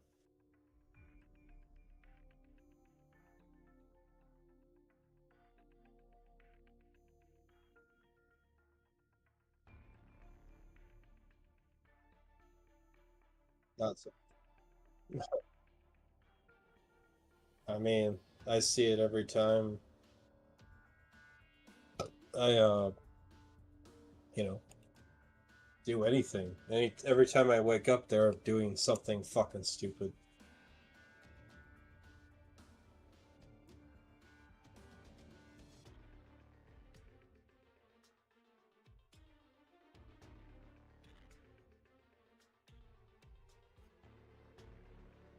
What is that supposed to mean exactly?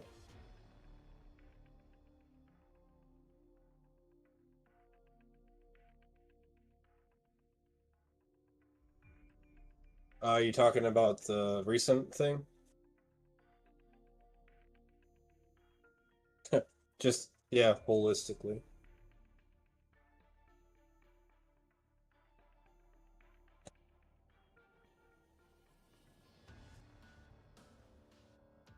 I mean, I never really took them seriously, but a lot of other people did, apparently.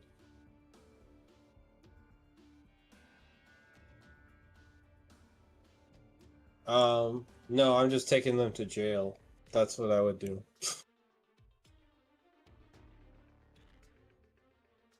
I mean, we were already trying to do that, but then we had a bunch of people, bunch of DAs just letting them go free anyway. So there wasn't really much you could do about that, you know. Um,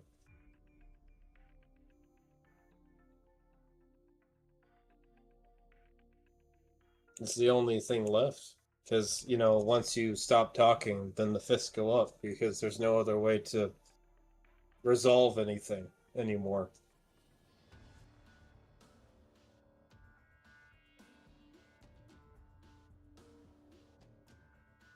Yeah. Like as soon as you stop talking, you know, everything's off the table.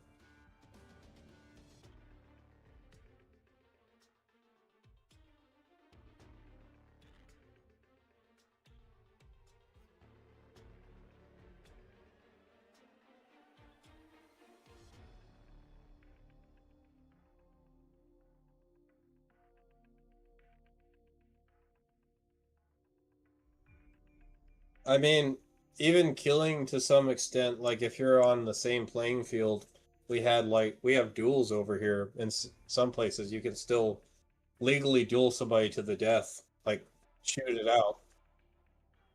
But, you know, but that's something that they agreed to, right? And you know, that solves the issue one way or another.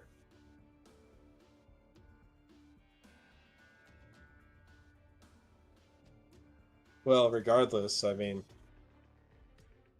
it's one way to deal with it.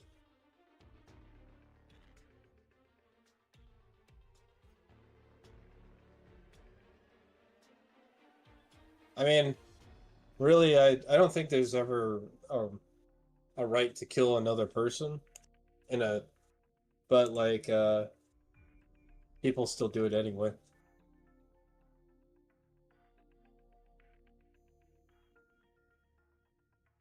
I think the only way you can like self-defense is like the main thing, right?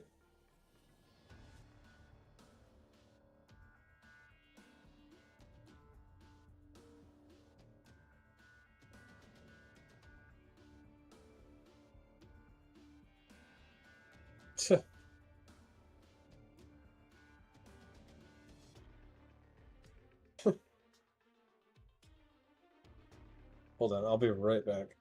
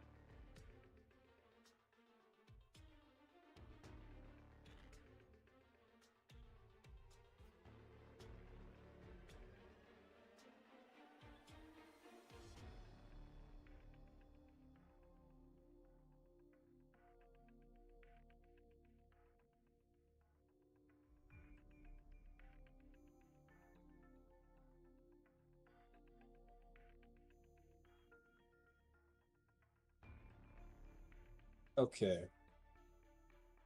I'm back again. Alright. I'm gonna try one of these annihilations. I don't know what will happen.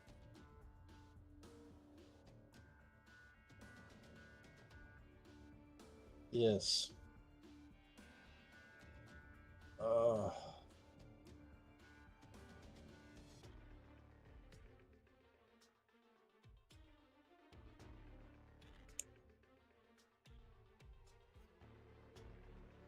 I mean,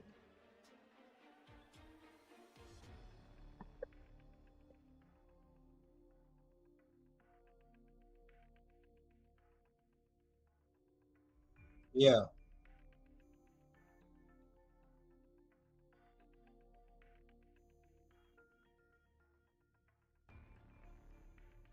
It's not bad.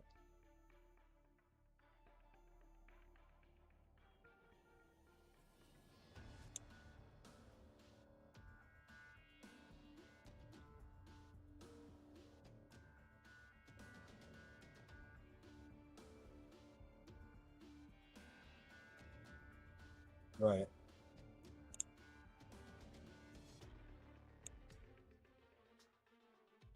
Oh, I don't know these mechanics in this one, actually. Whatever. It's just, they opened this one up and I've never encountered this one.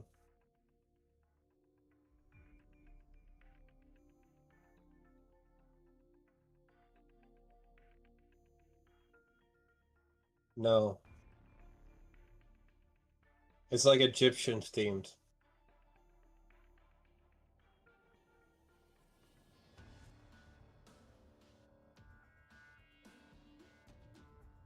I don't know, man. I really don't know. Well, you weren't really watching it anyway.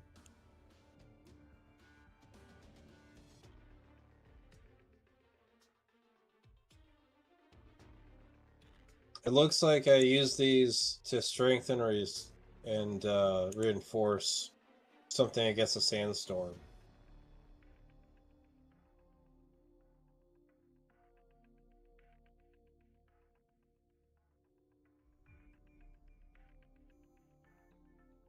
I'll just show you, I guess. Because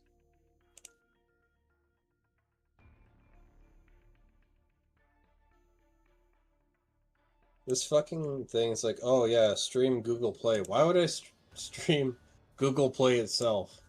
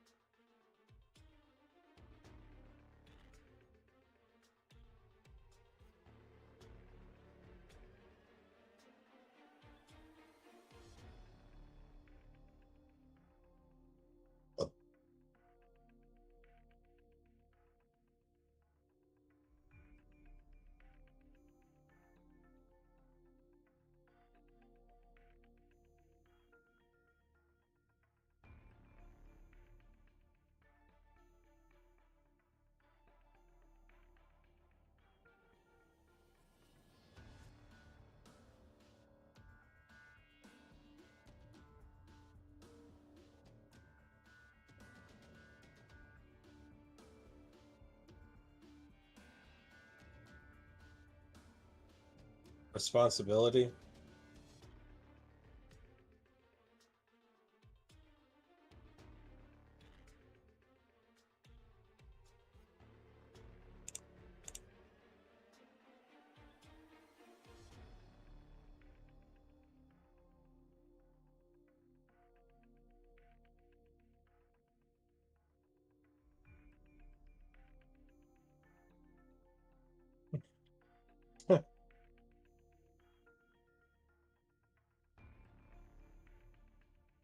Well, it's, you know, they're just stupid.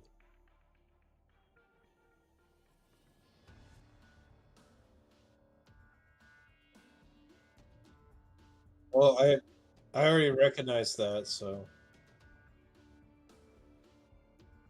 But I think they're still stupid.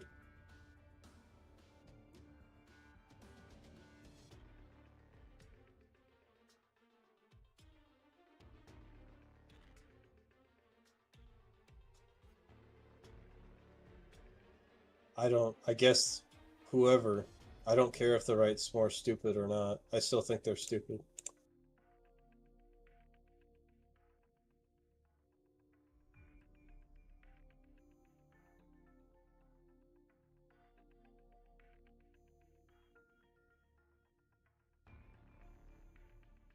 Yeah. I mean, I'm not going to disagree with that.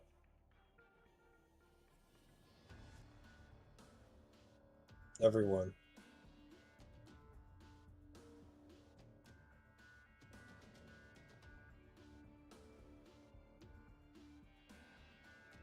Yeah, because it's definitely not.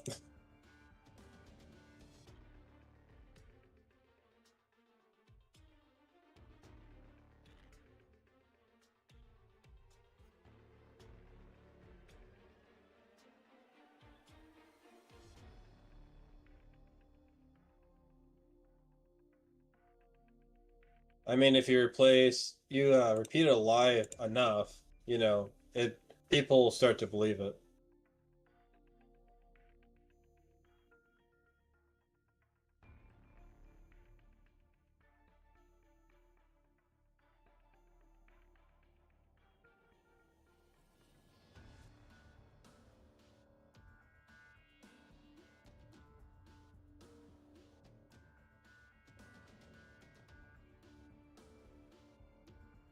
Accurate or unique? Okay.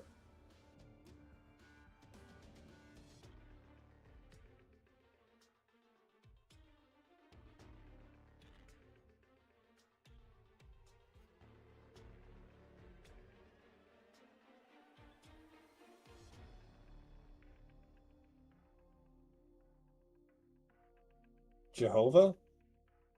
Is that what? I don't know if that's what you're trying to say or not.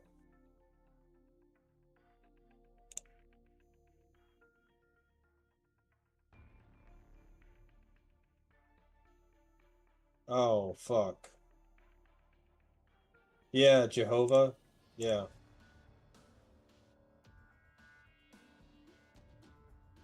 I mean, Jehovah is a name, just a name. Well, you mean like the Jehovah's Witness, right? Not the, because Jehovah is a name of God, I think.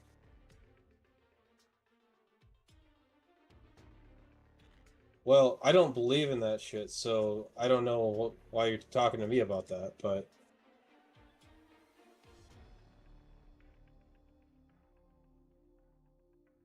uh, well, the reason why people don't like Jehovah's Witnesses because they're really um, what do you call it? Pushy.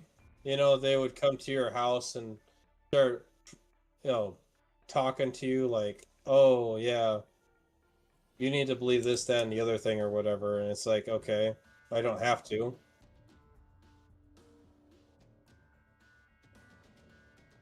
Yeah, they'll just say shit like that. Or like whatever gets you to,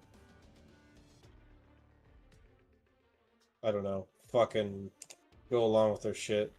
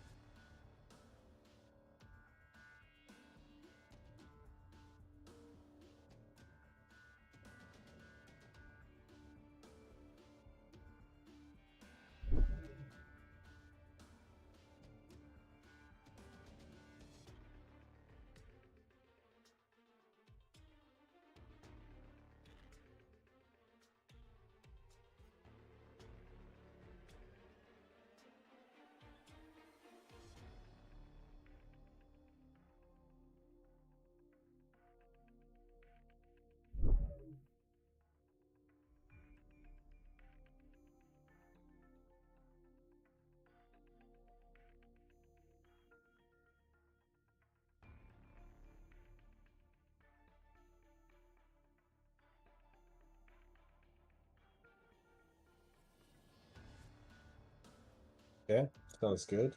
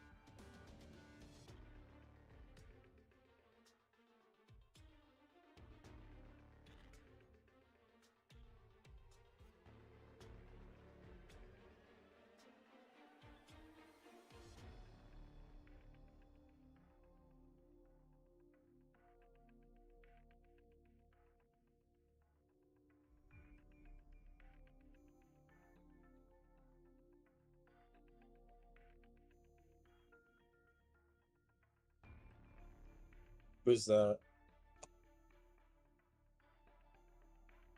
Oh, the red-haired, short red hair? Angel? Oh, yes, wheelchair angel.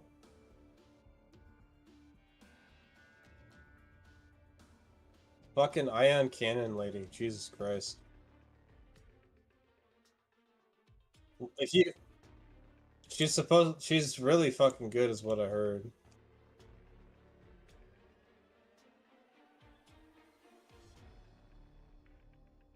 Fucking my bank account's gonna be so dry because of these fucking people.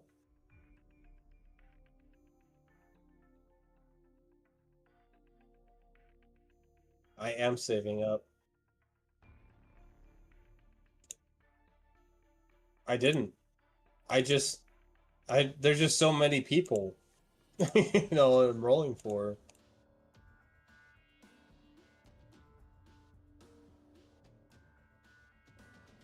You mean the limited?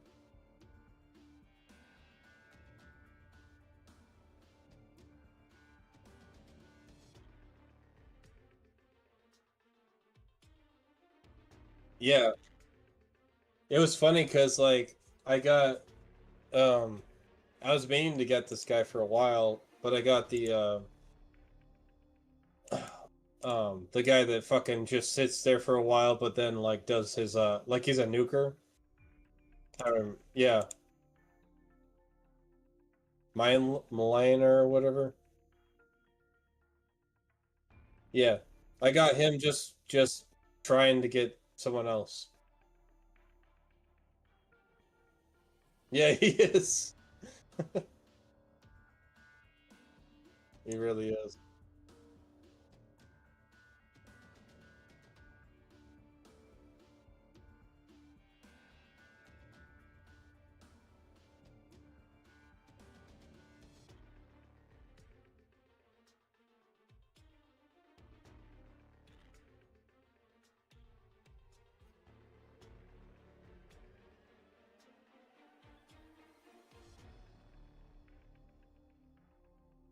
I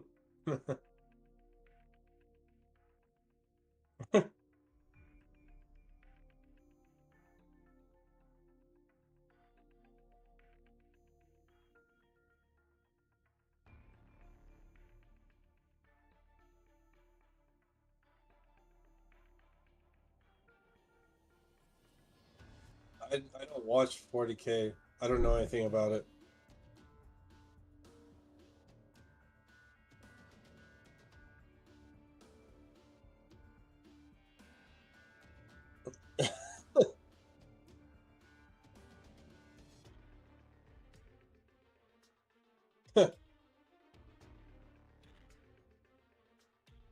Well, isn't that kind of that's pretty funny actually.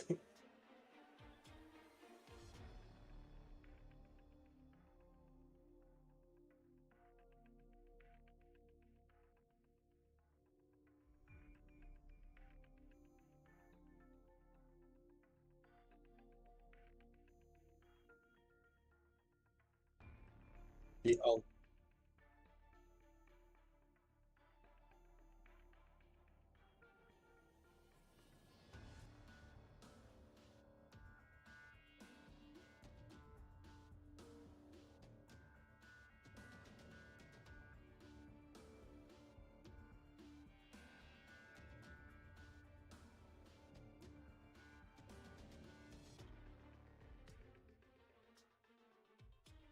virtue?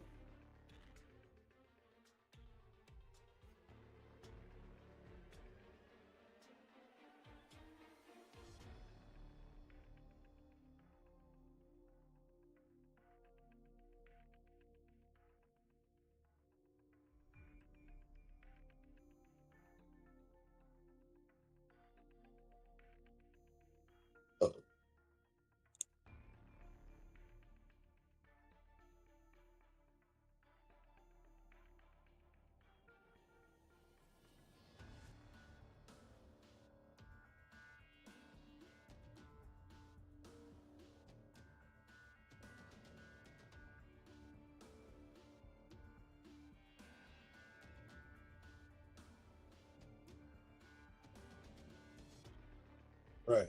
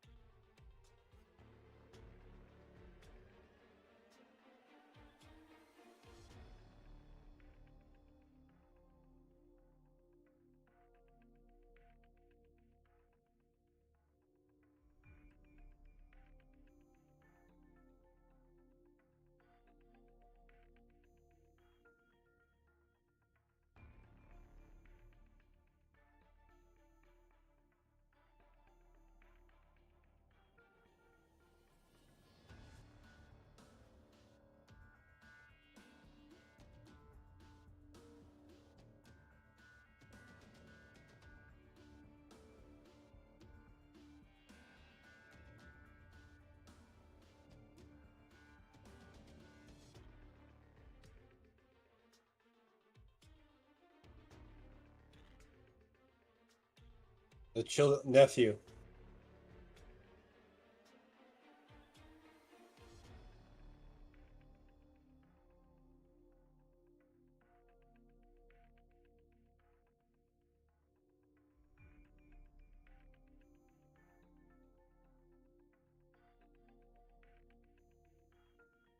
Right.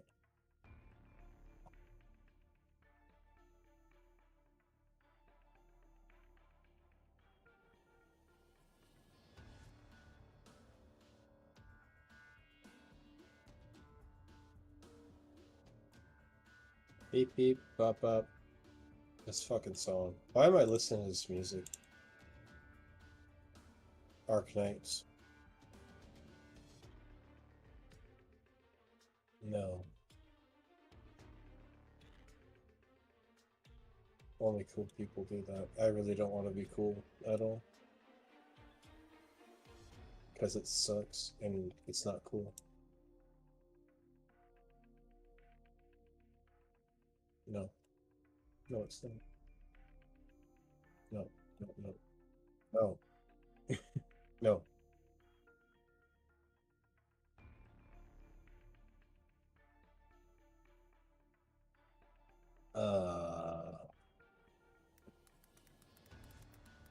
I don't know.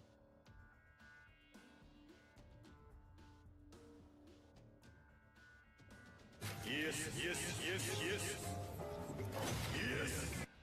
I don't watch JoJo's Bizarre JoJo.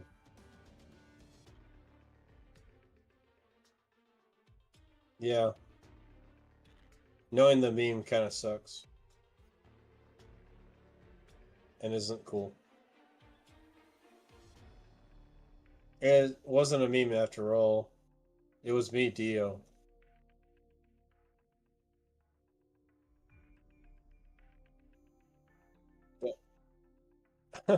You think I give a flying fuck about their lore?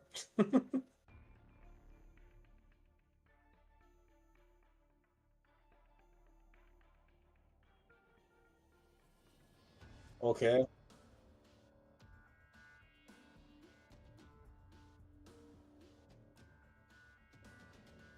Oh my god!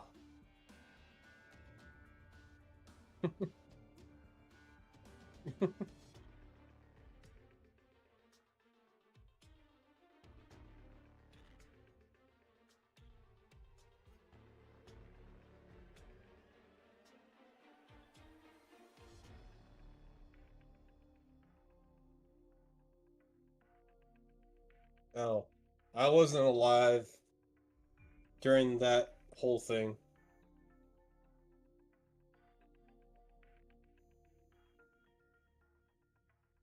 I mean,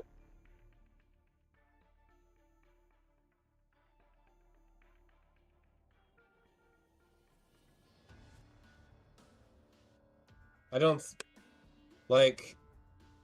Okay, when did North Star start airing?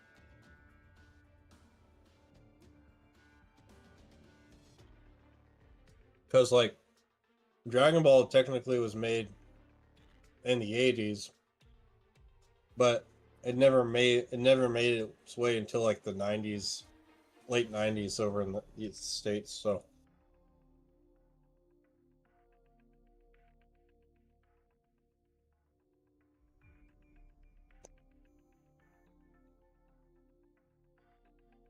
I mean, we know about it now.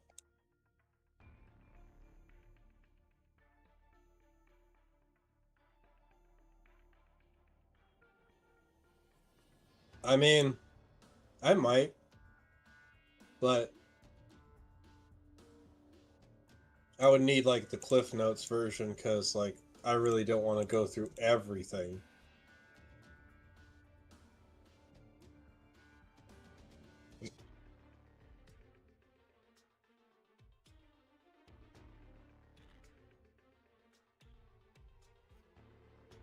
Yeah, I actually did know about that.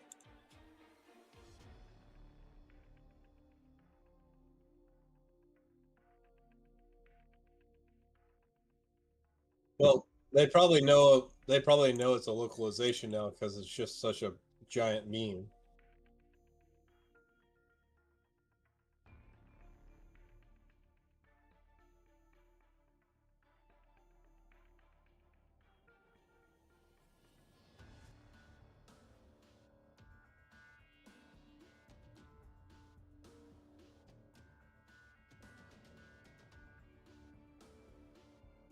Oh, Vinland Saga? Yeah, I watched the first season, yeah.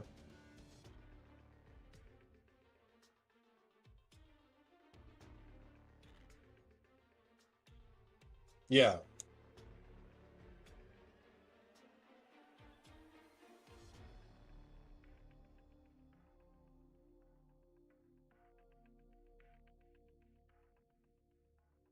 I'm sorry, I don't know what you're trying to get at there. What do you mean? What was what is that?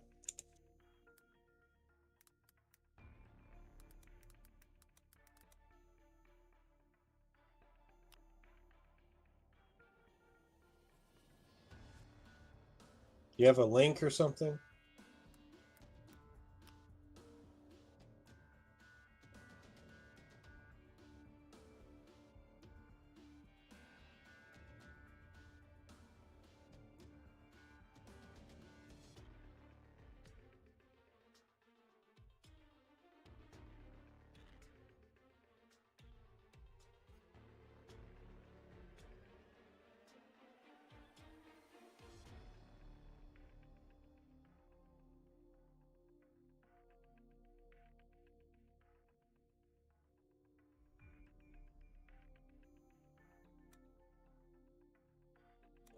I'm looking at it.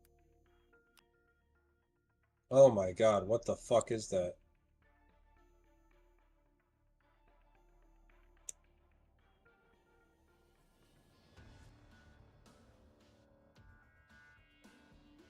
Okay.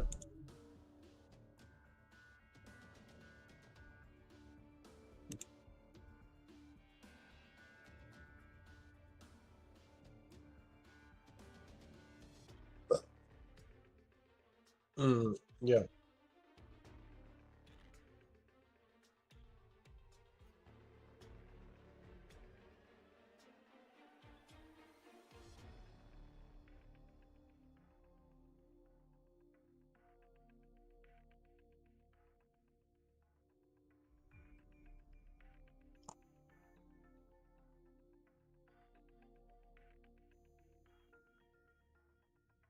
So the F's are pronounced as V's. Apparently, according to a Reddit user, the F's are pronounced as like a V.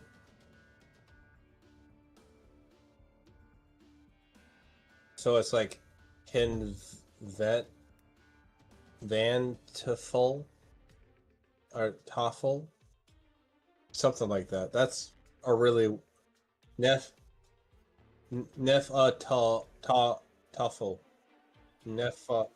Nefatoffel. Yeah.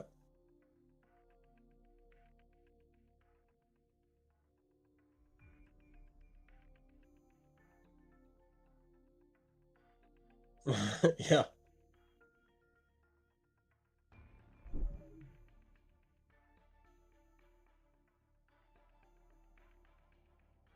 Schniffeta.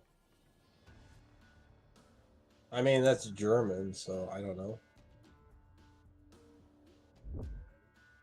Is that close enough?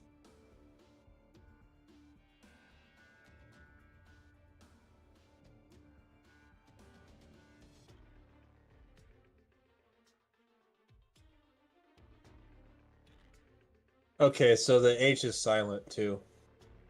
So it's like Nefatafel.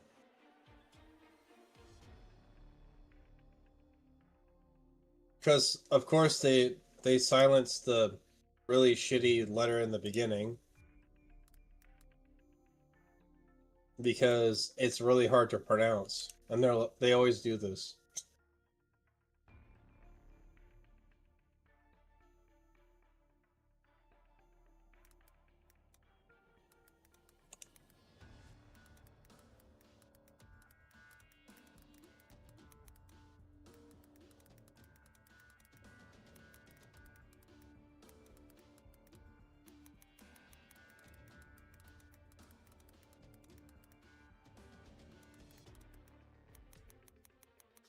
Whatever. Oh, I was just looking at something, and then I got annoyed.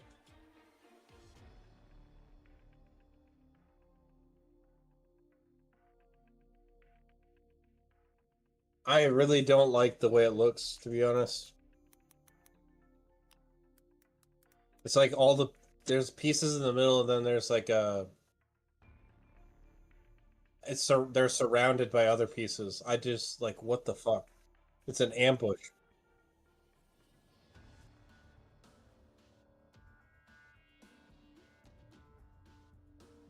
Mm-hmm.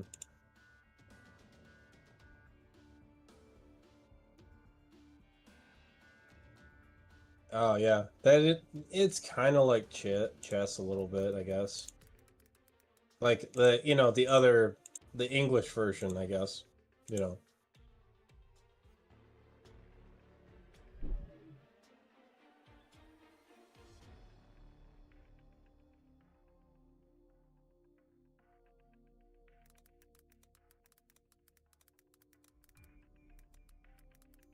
That's pretty weird.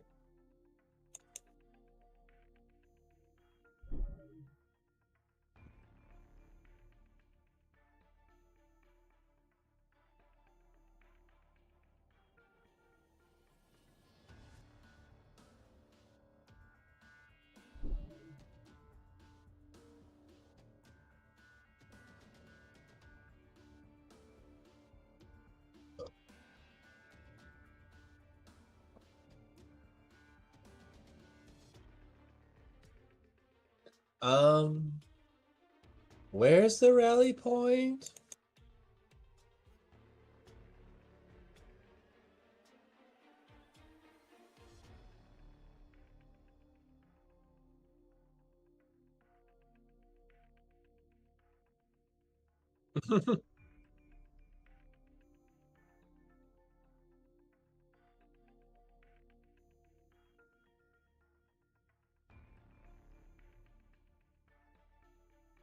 Oh, RTS game.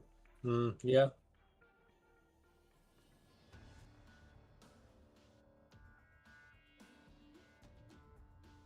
No, I don't want to.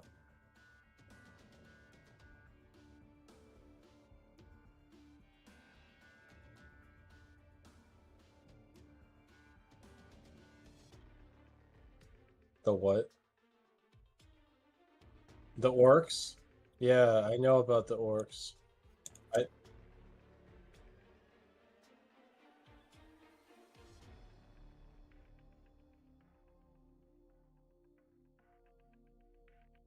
No.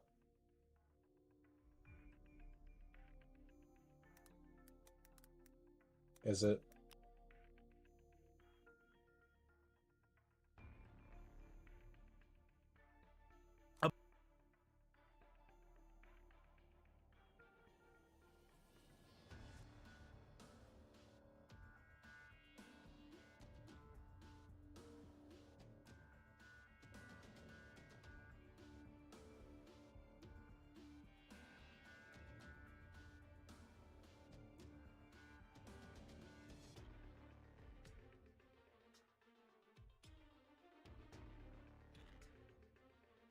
Go, Cruz, go, go!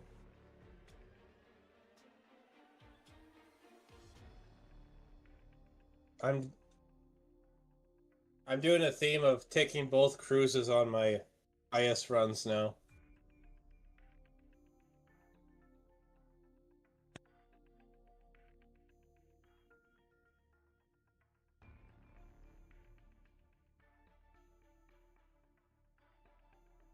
Oh. I mean, I've been streaming for like half an hour now.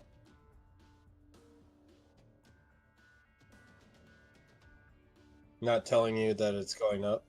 Yeah, I didn't hear it either, to be honest.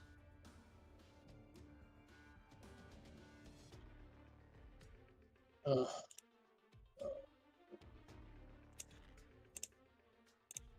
Okay.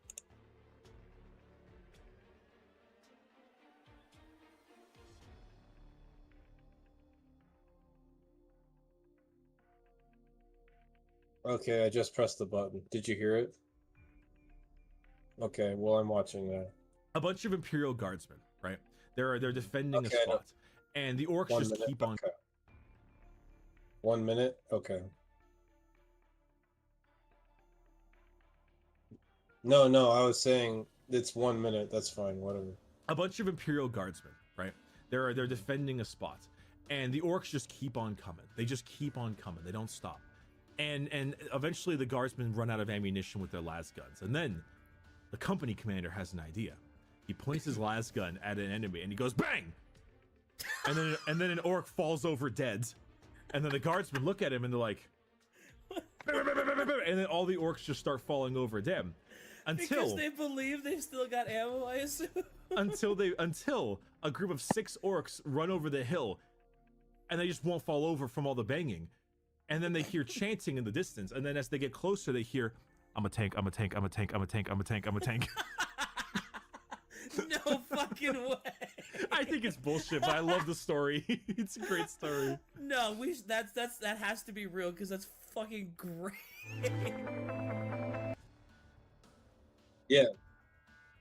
Yeah, I think I know why it's like the orcs, like if they believe something happened, then it's like real, basically.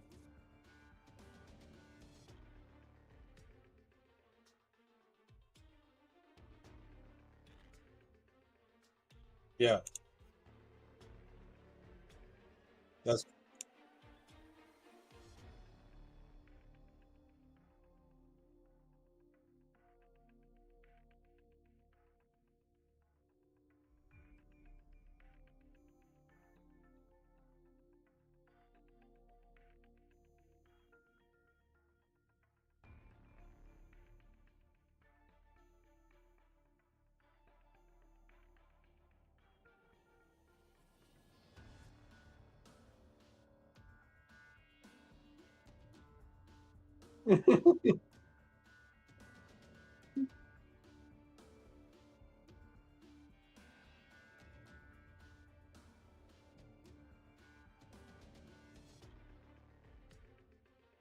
So they believed that they would survive, so they survived.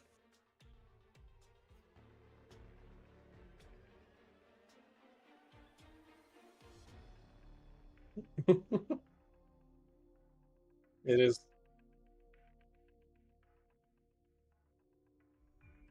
Yeah. Hold on. Getting some liquid.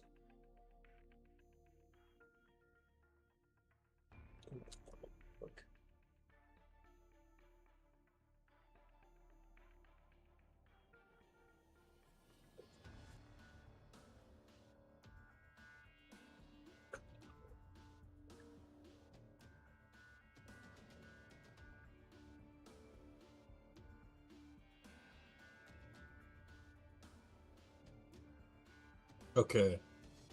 But yeah, orcs are dumb.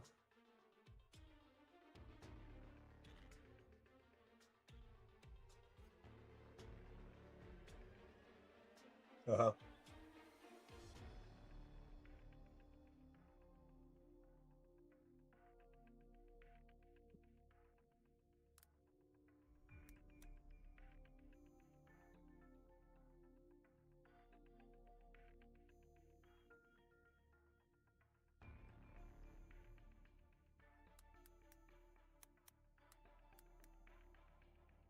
The Grey Knight.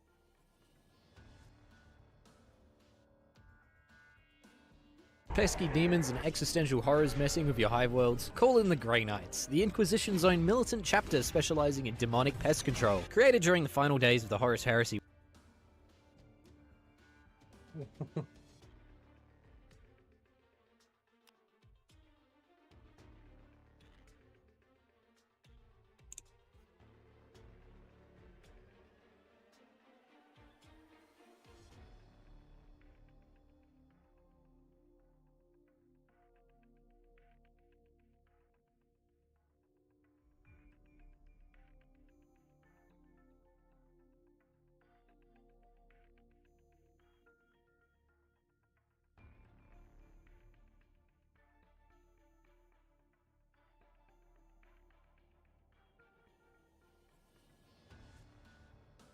That's so fucking weird, though. Yeah. I don't like fun.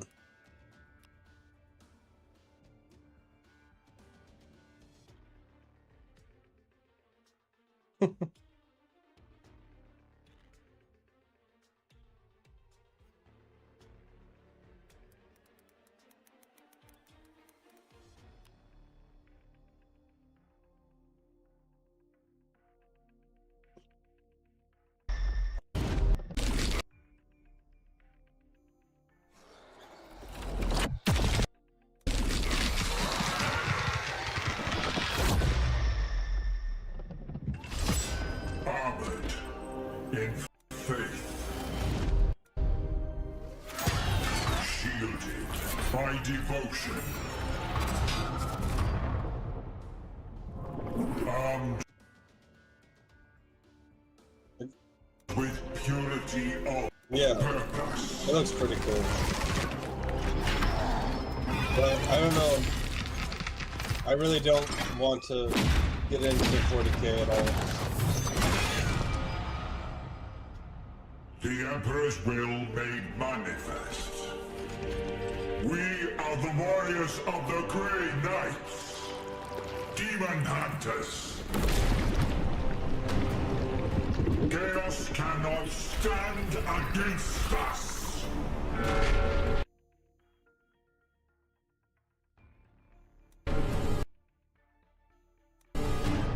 For we are the hammer.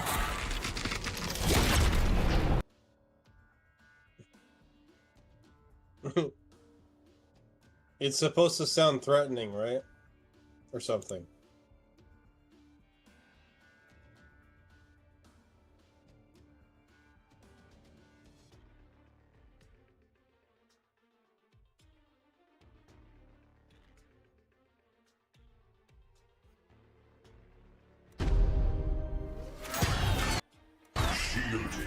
By devotion.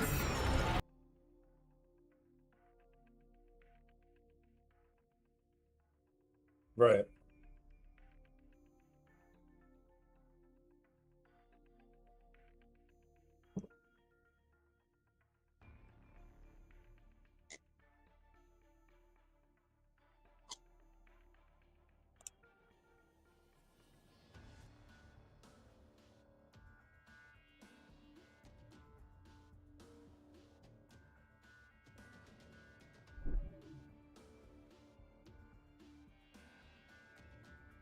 There's a small amount of them.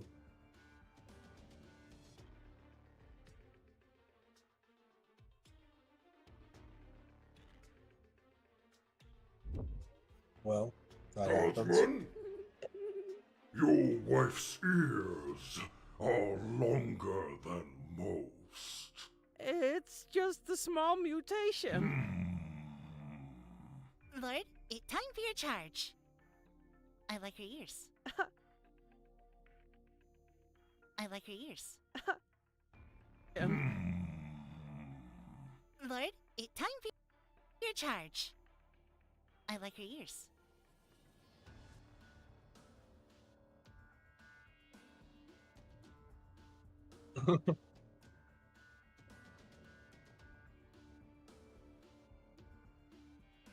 Of course they do.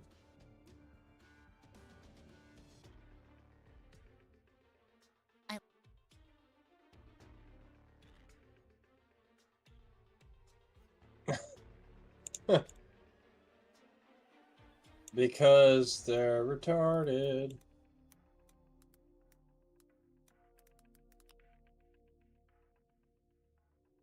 But we knew that.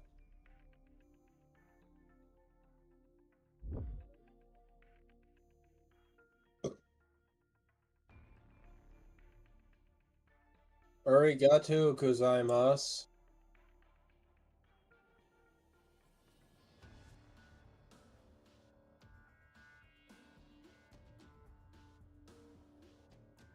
They exist.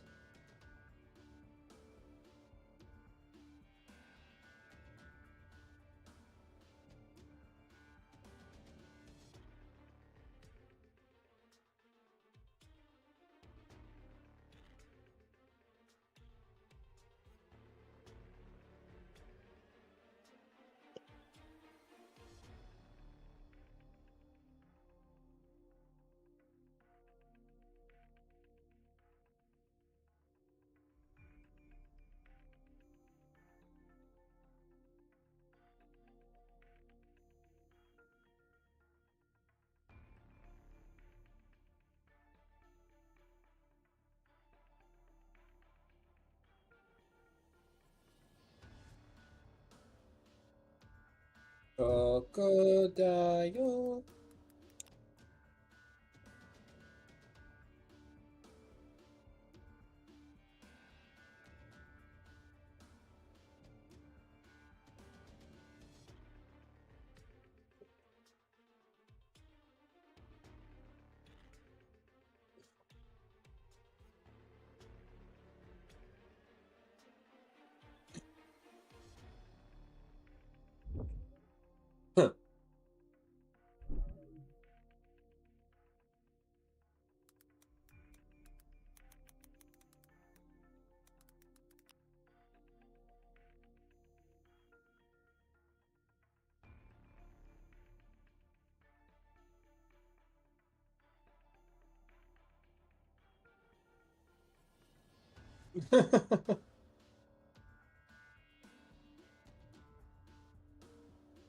The furries will inherit the earth.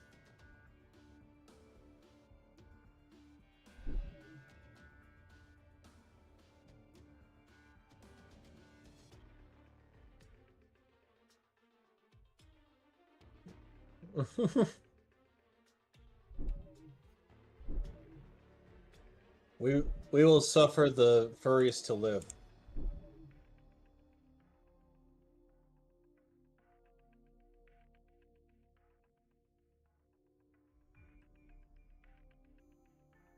Mission accomplished.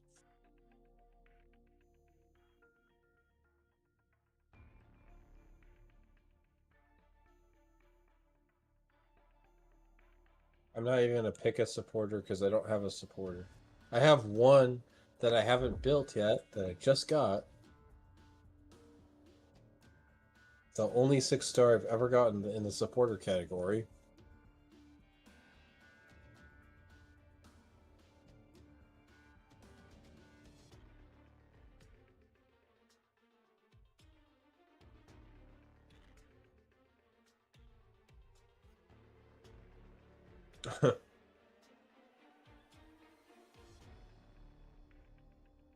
Oh yeah, it's because you had to, right?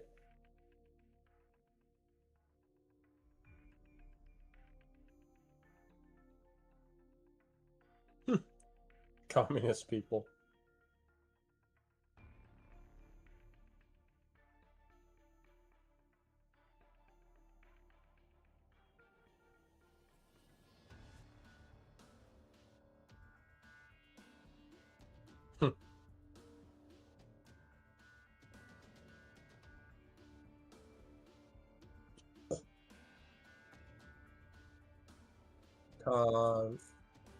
Commie.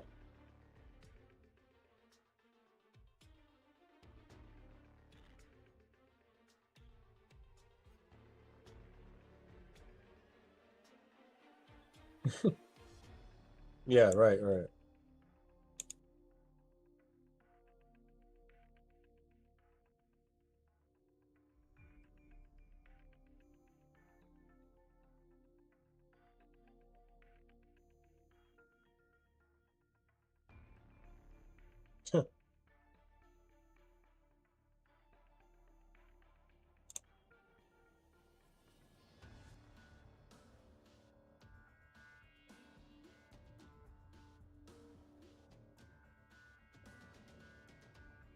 No, because communism is still cringe.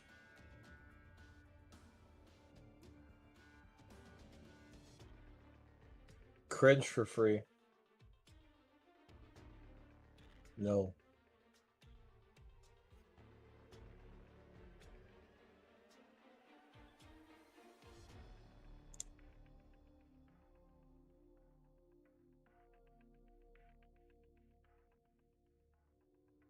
You get it and run.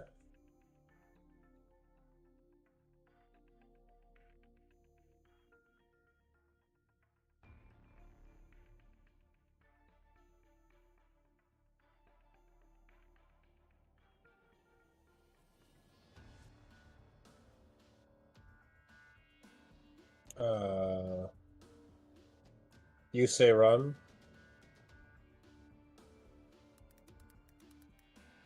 I might know something about it. Who's asking?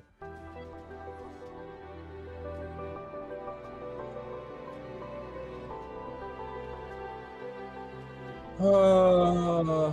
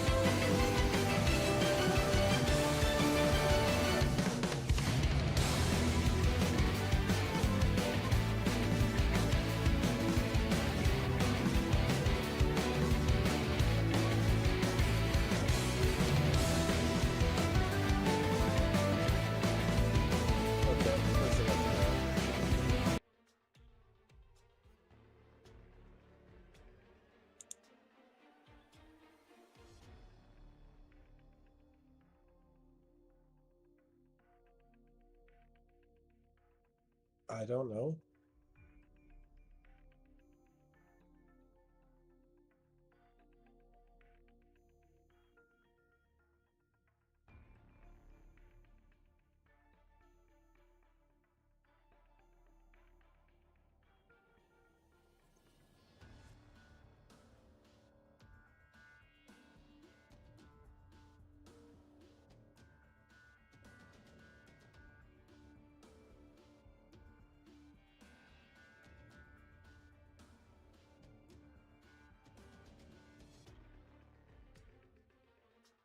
Oh yeah, I think I saw you guys talking about that.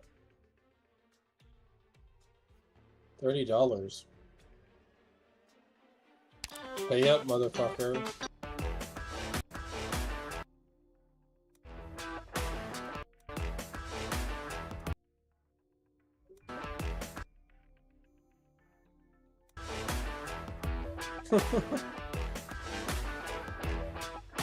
Oh my god. I might be able to pass on that one, I think. Why would I spend $30 on a fucking anime skin?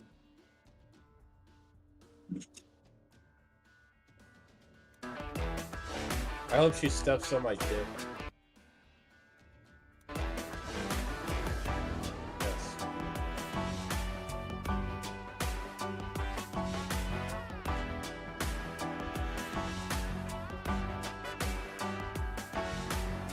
Nothing like a woman hating me to get me really going, you know?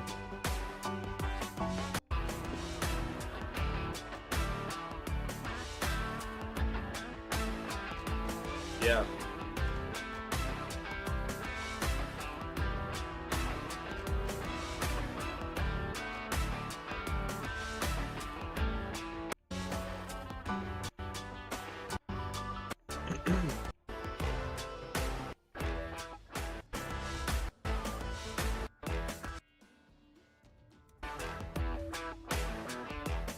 I don't know.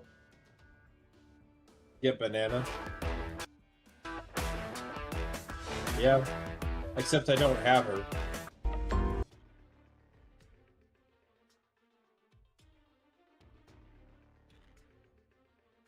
Yeah.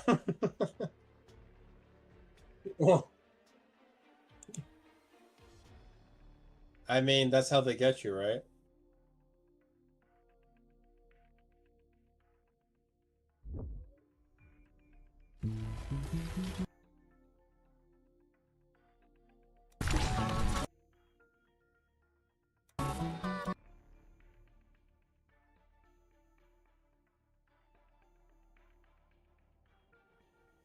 Yeah. ええ、ここにいます。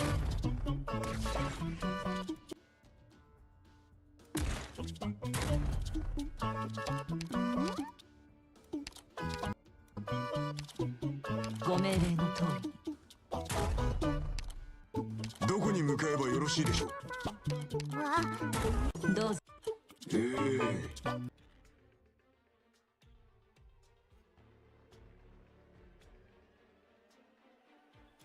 ここにいます。どうぞ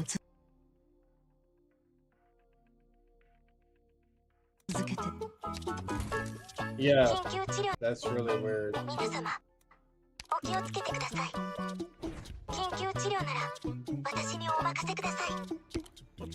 僕は当然サーマル EX たちよりも多くのことを担える。準備完了です。サーマル EX たちよりも多くのことをサーマル EX たちよりも多くのことを担える。だから最前線に立つよ。 I really don't want to do that.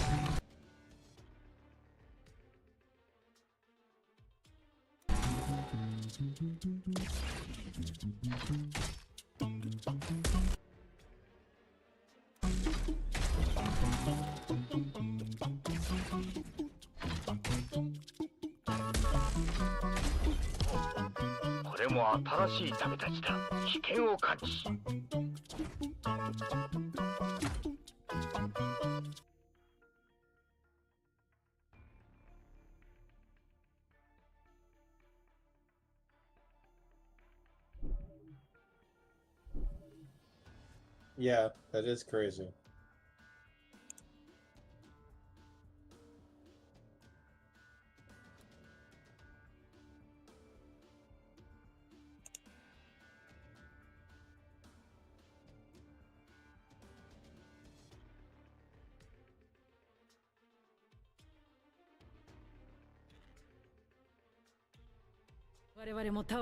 Doctor, この場所に思うことはあるか。オリス市長は石棺の研究をさせるために私を含む多くの科学者を集めた。ミーシャとスカルシュレッダーの父親。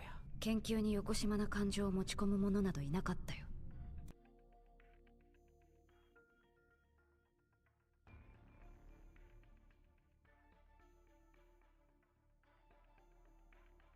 What?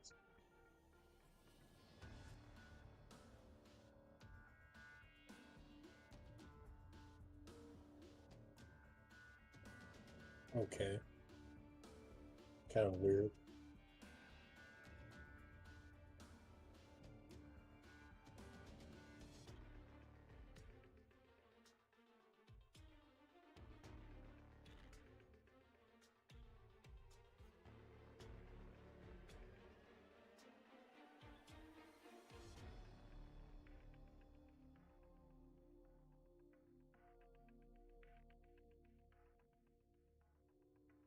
Alright.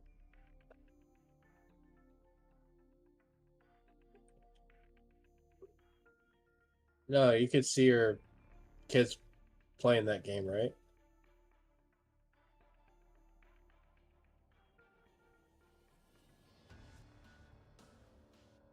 Huh.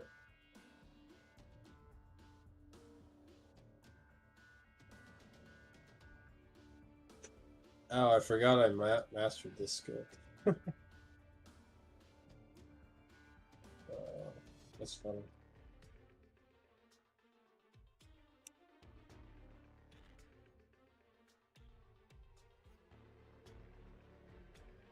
What the fuck?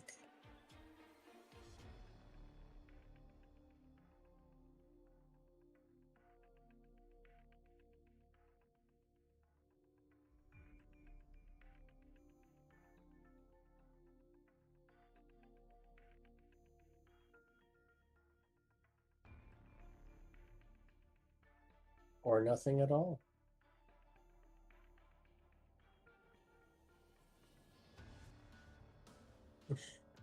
Focus on nothing.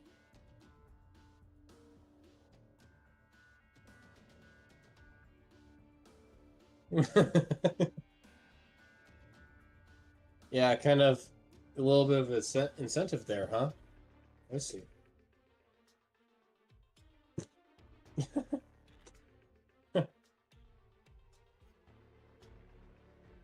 Well, considering PayPal got rid of my account, maybe I won't be.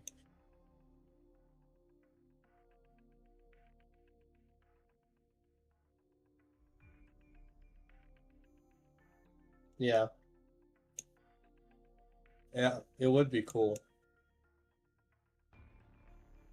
And then they're like, yeah, actually, we don't want you paying shit either. Fuck!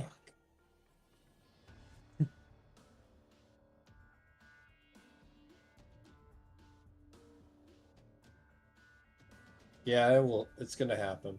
It's gonna happen real bad. Steam's gonna be like fucking gone and like, what the fuck, dude?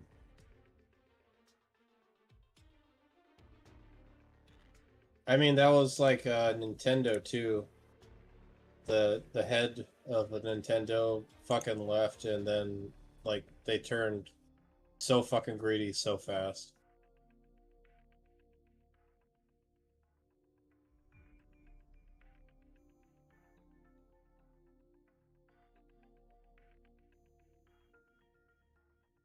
Shikashi, ウルサス軍が研究所を襲撃。科学者たちは虐殺された。こう人質に取られ、この場所に戻った。重傷を負った君をこの棺で治療するためにが現れて。待ってくれ。私に何があった？治療とは何だ？君にとって石棺は未知のものではないというのか？君の記憶喪失は予期せぬ事態だった。君にこの話をすることはアーミアの意に反するが。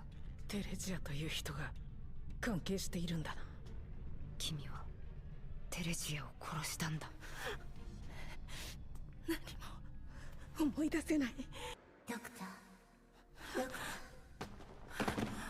ドクター、私たちは再会できる。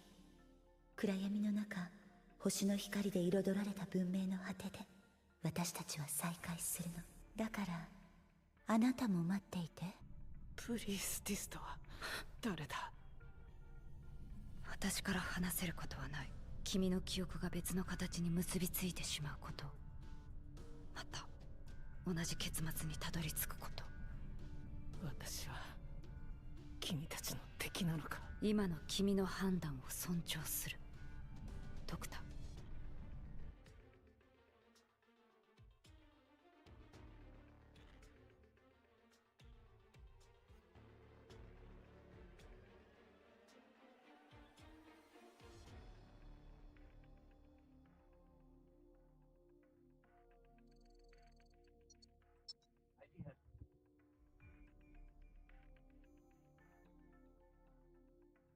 The has-been authenticated welcome toter system branch came long ago.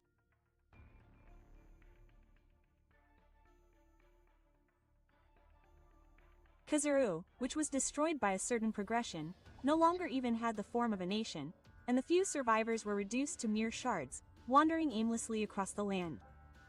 After this war, the countries of Terra issued official declarations and declared the extinction of the Sarkas, but behind the scenes, a special forces unit secretly continued to hunt down the remaining Sarkas.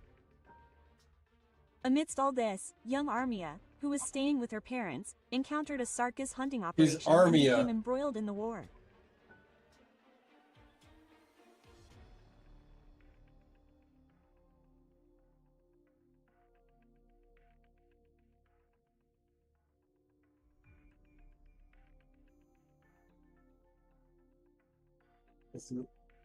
Without a doctor, without the doctor, she became ultimate evil lolly.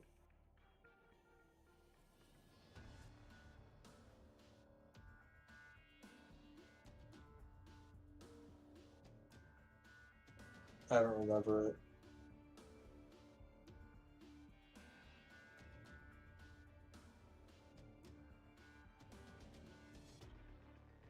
I didn't even play it. ドクター、こっちにおいで。ちょっと見せてみて。やっぱり。今年の共生城の作物は、やはり人間より高いわね。Oh, okay.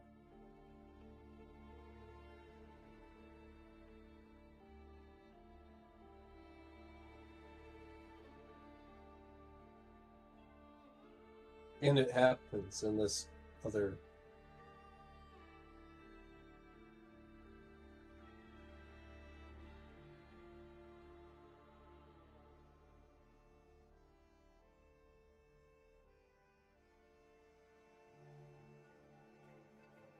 From her parents, Armia continued to walk and met a certain monkey.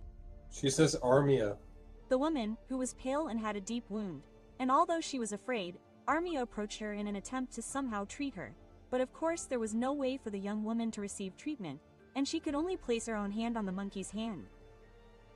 While this was happening, the Special Forces unit found the two and rained down a rain of demons in an attempt to eliminate Armia and the Sarkas. But at that moment, a white light overflowing from...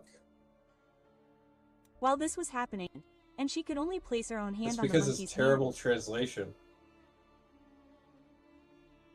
It's an auto-translate.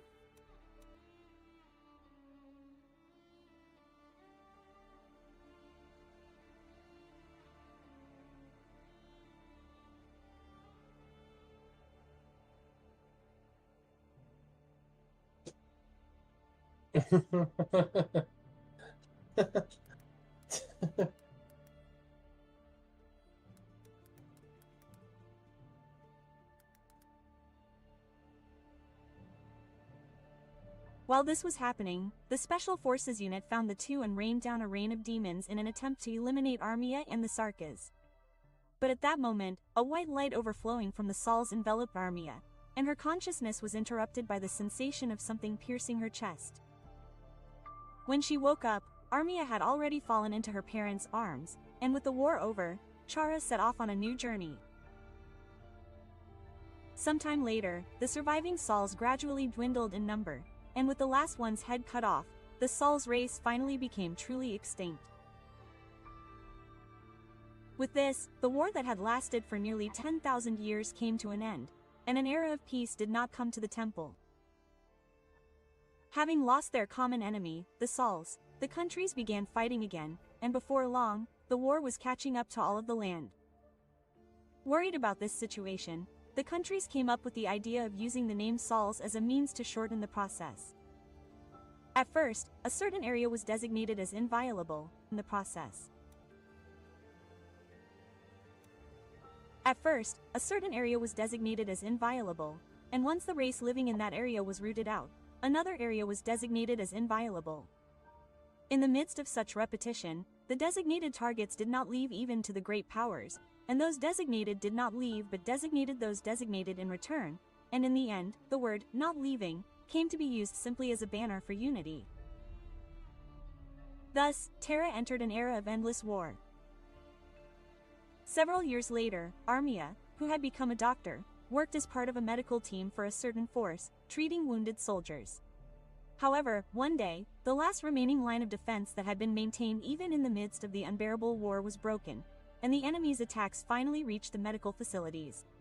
On that day, on the battlefield, doctors, infected people, mercenaries, and all other people were equally engulfed in flames. Armia, who had survived into old age, did not give up on her mission, and continued to save the saints and accompany the dead in the midst of the war, but she still shed tears endlessly in the sea of blood at the sheer number of lives that were spilling. Several years later, Armia was assigned to a special team that explored the warrior ruins, and along with the stage, she set foot in the ruins beneath Kerbia. Unable to find the weapon that could withstand the number of wars she was searching for, Stage records only the coordinates of the ruins. She was searching for the war? However, immediately after Stage leaves the facility, she is ambushed by Stage from Kerbia, who is also targeting this location, and is forced to retreat into the ruins once again, suffering numerous setbacks. Faced with a hopeless disparity in strength, Stage's leader orders Armia to activate a device that had been set up in the underground space in order to somehow negotiate with the Kerbia people. Upon receiving this, Armia rushes into the virtual ruins, but immediately after attempting to activate the device, she is caught in an explosion that occurs behind her, and her consciousness is erased in the blast. When she opens her eyes, what catches Armia's eye is a red light illuminating the entire underground space, and a resting machine pointing to its center. In the era of initiation, the machine that was called the Preserver is pierced by debris and becomes a balloon stain. When she scans the small creature before her, she sees that there are two things coexisting there: the continuation of a civilization that was inherited from Sendai in her childhood but has yet to awaken, and the originium that continues to eat away at her body. Seeing this, the preservationist was inspired and transferred Armia into the stone tube to begin her treatment. And inside the stone mansion that had begun to operate, the originium in Armia's body proliferated explosively, eventually reaching the point where her entire body was rewritten into originium. In this way, the small black crown finally took power over Armia's body, which was now so hazy that it was questionable whether it could even be called mist. And when Armia woke up, she saw her vision changed forever, as well as all the information about the world. She was now the incarnation of originium, a thought called Armia that existed within originium, and furthermore, all the originium that existed in the world, including the demonic raw stone that people slept in the earth, had become her eyes and Armia herself. And at the end of all the originium's thoughts, she reached the two gods and prayed to them to grant her the power to heal everything. In response, one of the pillars offered Armia a white light that would keep pain away, and the other offered her a black stone that would reject change, in an attempt to free her from her endless sorrow.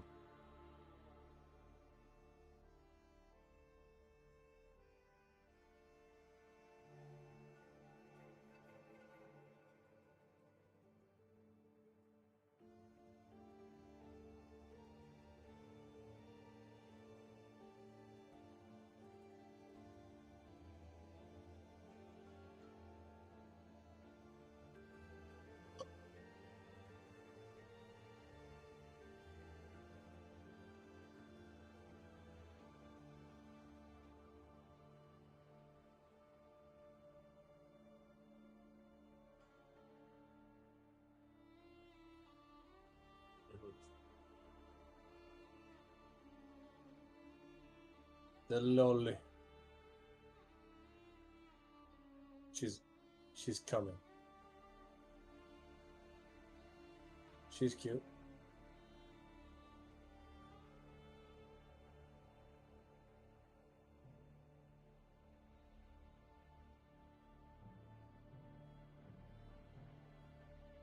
She's just your average lolly.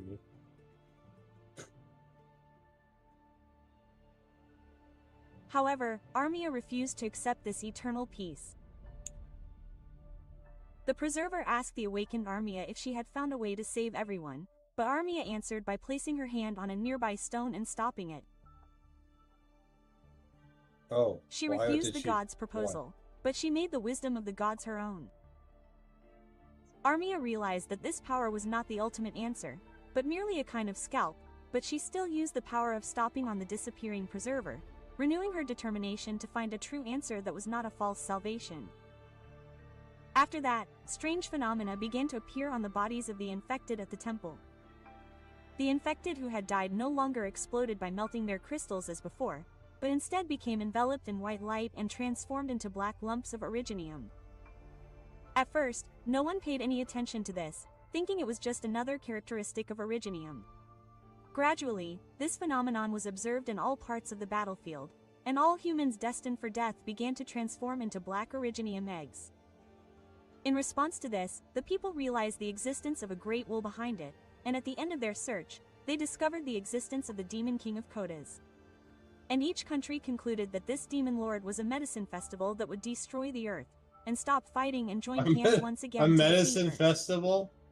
What the At first, fuck? Amia, who saw this, thought that if she became the great patriarch of humanity, people would join hands, but she soon realized. The people had been forced to stand guard before under the slogan of defeating the demon lord, and the infected were being dissected as mere research subjects. Seeing the temple where death and suffering were spreading even more despite the end of the war, Amia finally made a difficult decision. At that moment, a white light covered the entire temple, time stood still, and the stars floating in the sky were fixed in place. And so the world she was born into came to an end.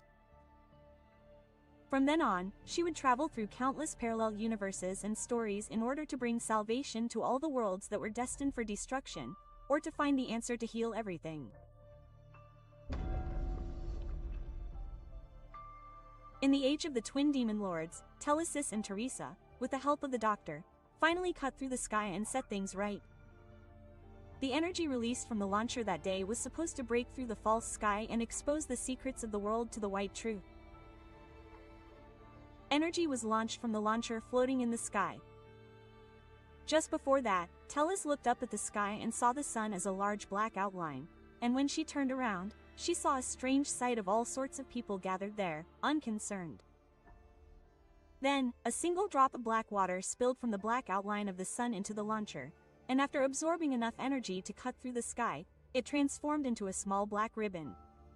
When she noticed, a certain girl was standing there, clutching that black sphere. The girl looked exactly like the girl from Kodas that Telesis had once raised with Teresa, or the Demon King from another world who had once visited this world. She said this to Telesis, who showed no signs of the same behavior.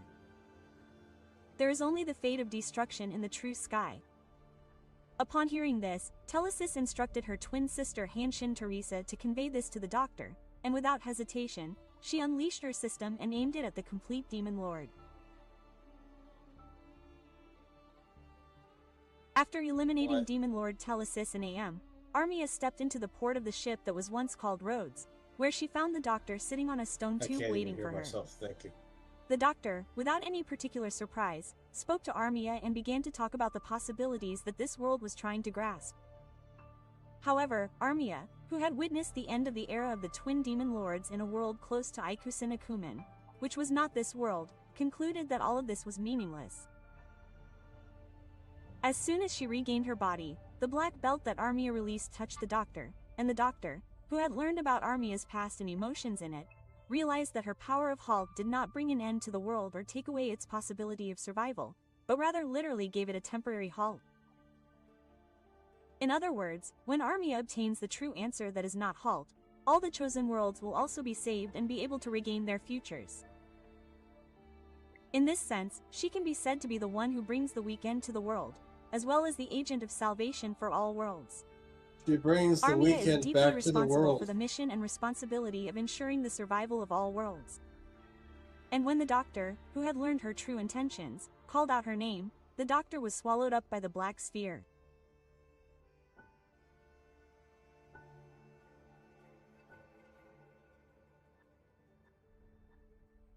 And when Armia returned to the garden at the edge of the worlds after completing the fate of this world, a lone monkey woman was waiting for her. Originally, only Armia could enter this garden, but the doctor delivered the information he had obtained from Armia in his final moments to I didn't know Teresa, she was and as black. a result, Teresa gained complete authority over Originium, and combined this with the survival of civilization, reaching a realm close to Armia. Selecting and storing the branches before they fall off, in the hope that the plants will one day follow suit again. This garden is the embodiment of such a mission, but Teresa couldn't help but feel hopeless when she saw the garden. Armia, who had read her inner voice, replied that all worlds were not born to meet a tragic end. Hearing this, Teresa realized. Ultimately, the essence of Armia in every world is the same. The story goes back over 100 years. At that time, the two demon lords were attacked by foreign powers near Lembiliton and were separated for a long time, but during that time, Teresa saved a girl from Kodas.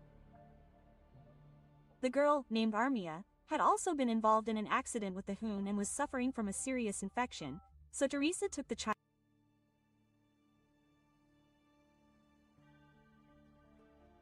back to Babel and treated her. Although she managed to defeat the attack and somehow save her life, Armia had lost her family in the accident and was left helpless, so Teresa decided to take her in. It was said that Armia would not survive for more than 5 years in her current infection state, but despite the warring states, she was able to reach adulthood while being raised by the two demon lords. Having reached adulthood, Armia had long since resolved to become a god.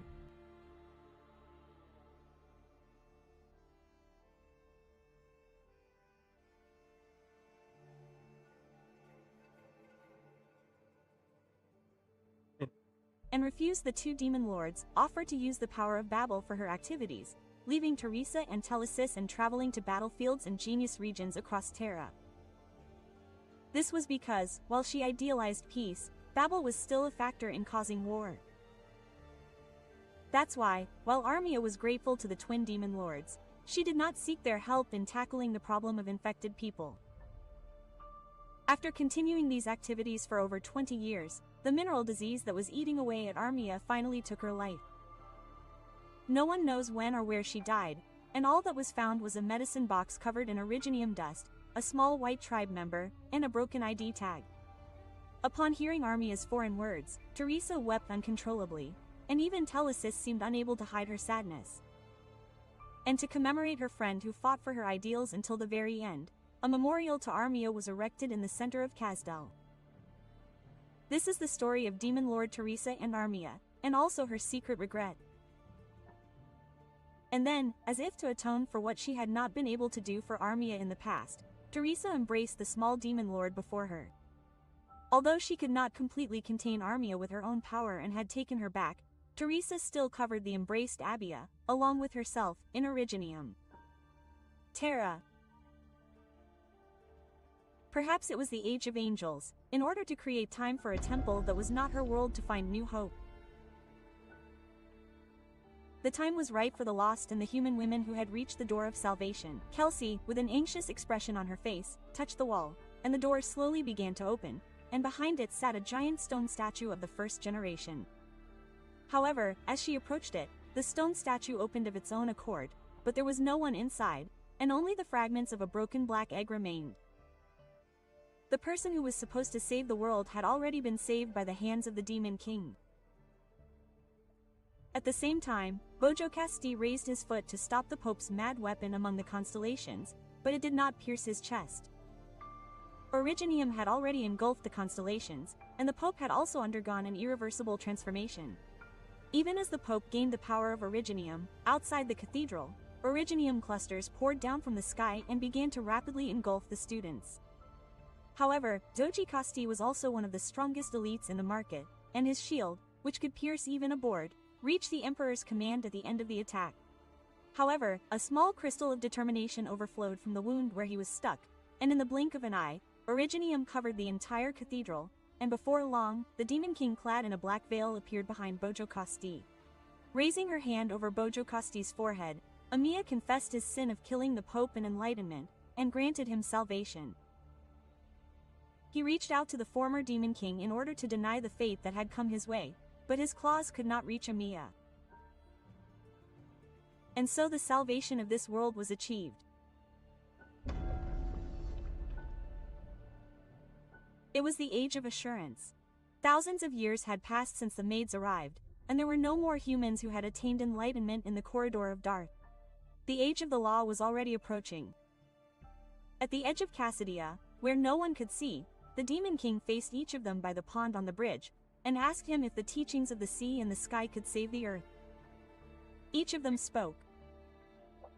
If avoiding destruction is impossible, then the only way to be free from suffering is to cling and accept everything.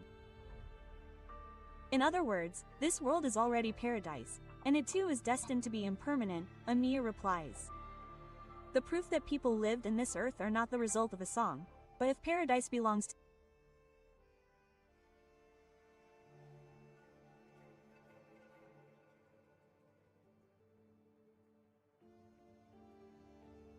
Setsuna, then let's make Setsuna eternal with our own power. Upon hearing this, everyone sighed.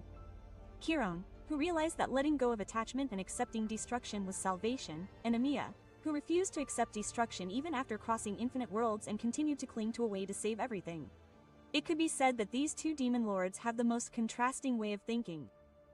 In response, everyone apologized, saying that the salvation of the day of enlightenment that would one day come had not yet arrived, and that it was no longer possible to guide Amira to her descent. However, the Demon Lord still declared that even if he were to save the universe someday, he would find the answer he was seeking and a gentle ending by that day. When everyone nodded after hearing this, a white light enveloped the lyrics and the world entered its final stages of death.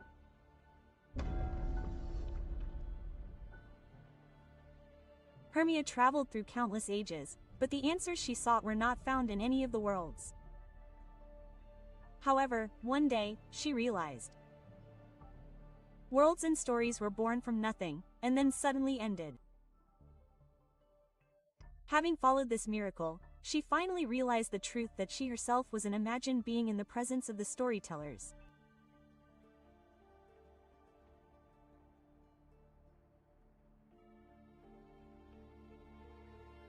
Too meta.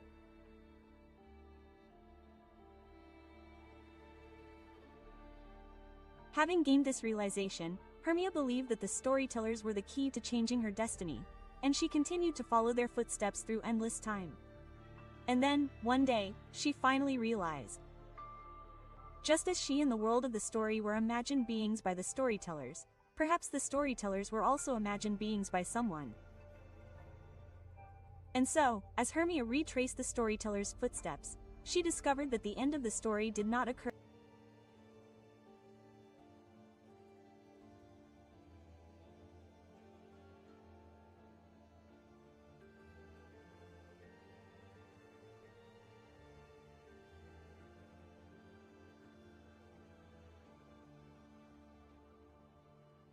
Because the storytellers had stopped writing, but because of someone's choice or error.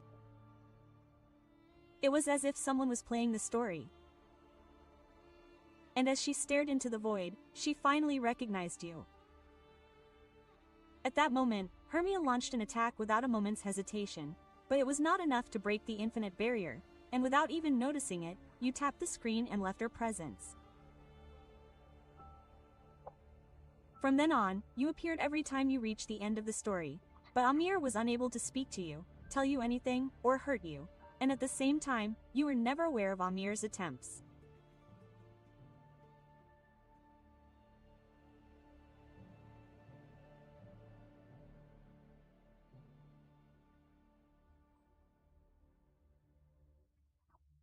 Realizing that a direct connection with you was impossible, she thought that there must be an avatar for you in the story, and she finally discovered that the person called the Doctor was that person.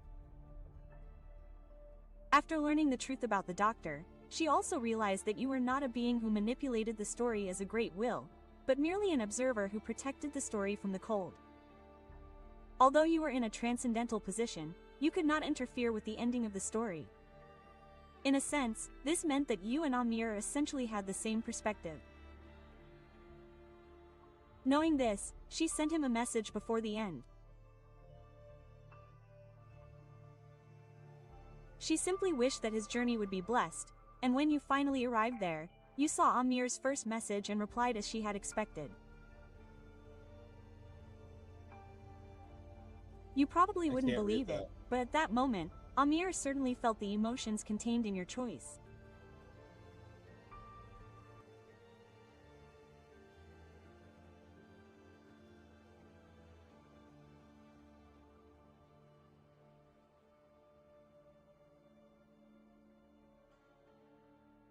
I don't know what you're talking about.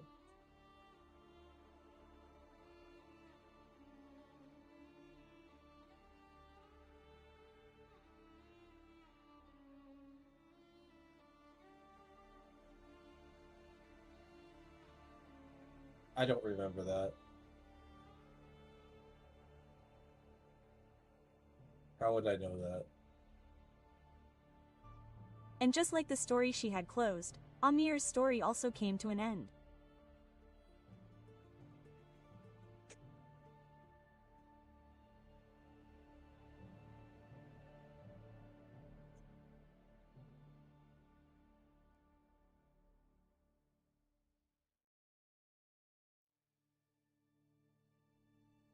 Yeah.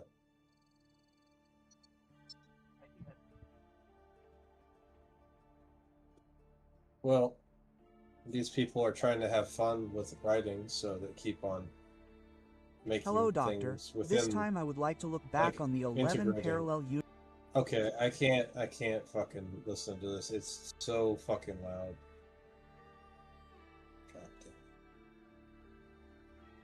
Yeah, I can't even hear myself think at this point. I'm just.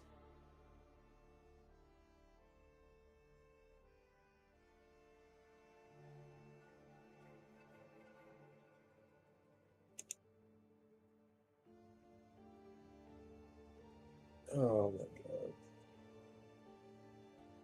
At least I don't have to work for a while. No. Don't have to work.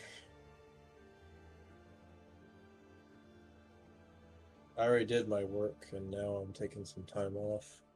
I mean, it wasn't my choice. They closed the place down for a week.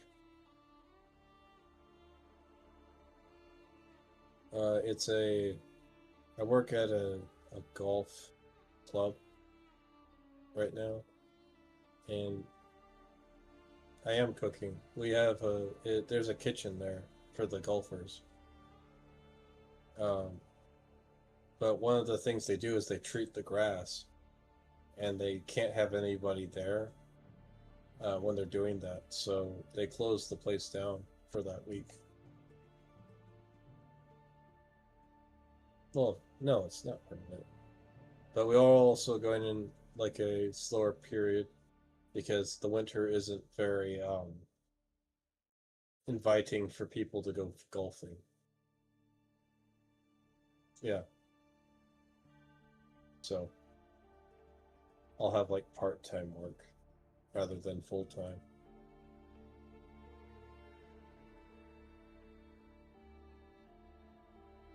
I'll probably still work there, but I'll work at the part-time, like after. Yeah, at the golf place. And,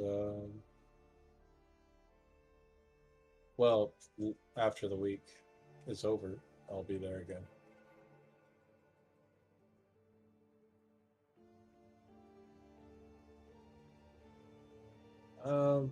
Well, I got some other things I want to do.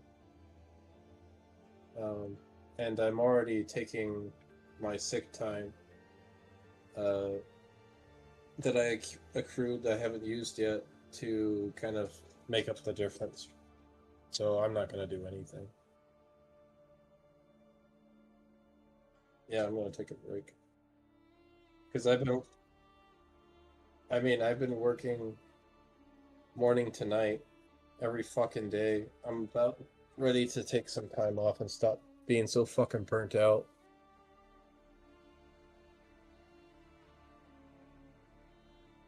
Literally there from like 10 in the morning. What am I gonna do now?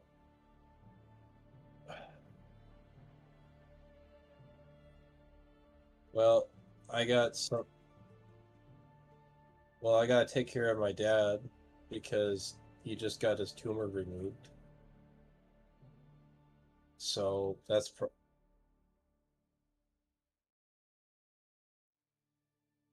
the tumor? No, yeah, they had to do it. They had to do surgery twice on him to make sure all of it was gone. But yeah, they got all of it, so it's fine.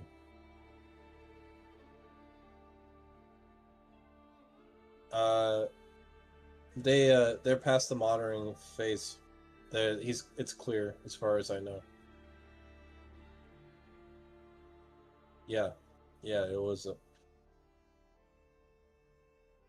Yeah, he has to do some physical therapy for a while.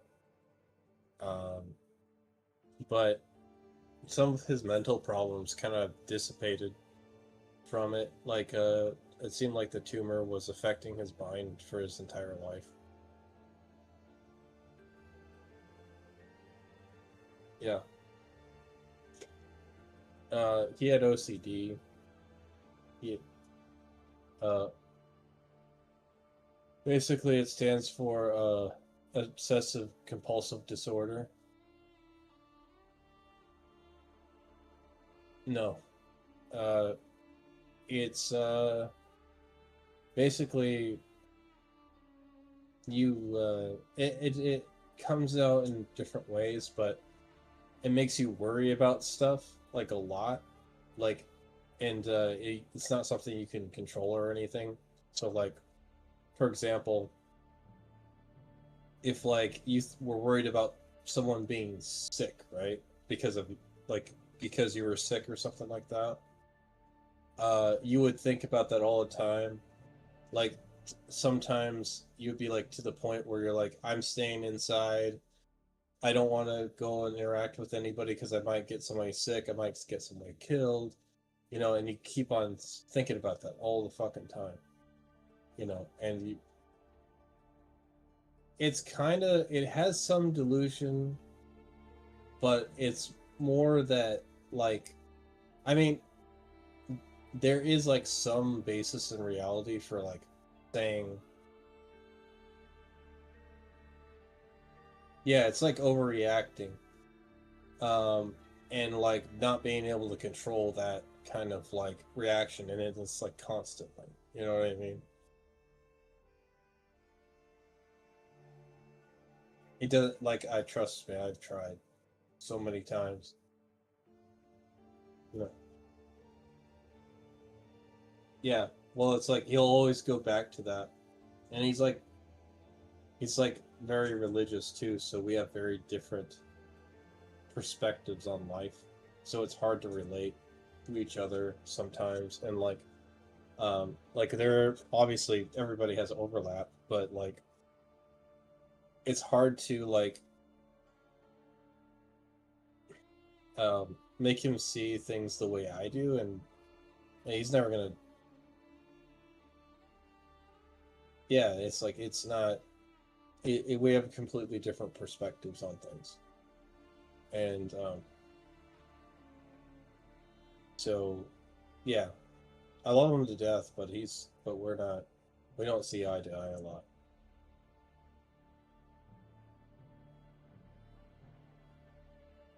Yeah.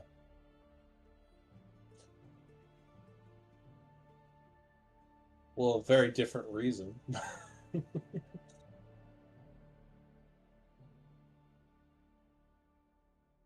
Hey, whatever. You know, I don't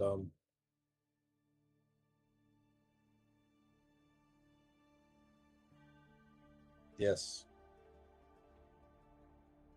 That's how it works, man. And at the end, we all die anyway.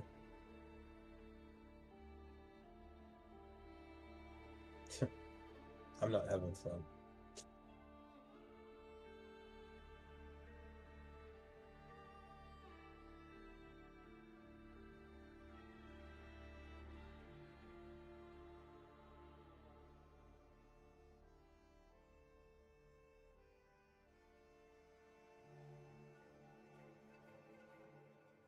I mean,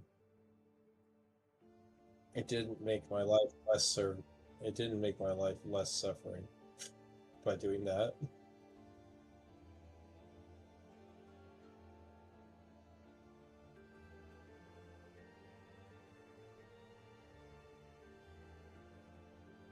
I didn't.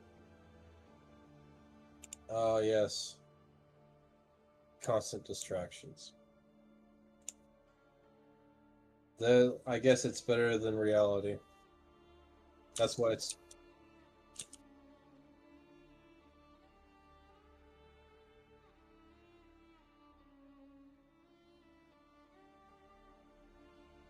I don't know. I love...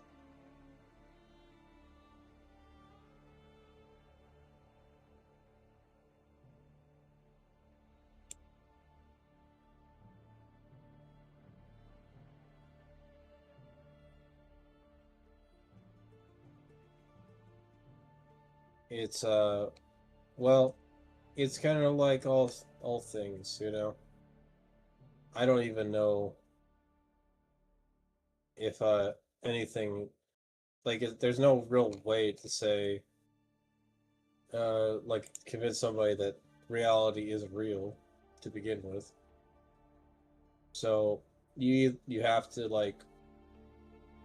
You do have to decide, like, what things you do believe. Yeah, there's like certain like caveats you give yourself because you have to assume something to believe anything.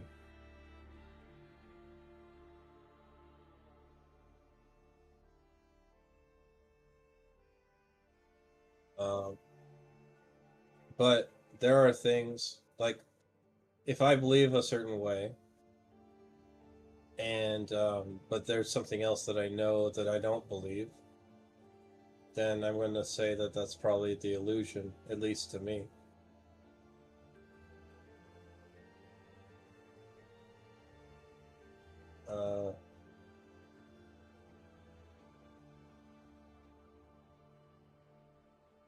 Yes, I did hear that.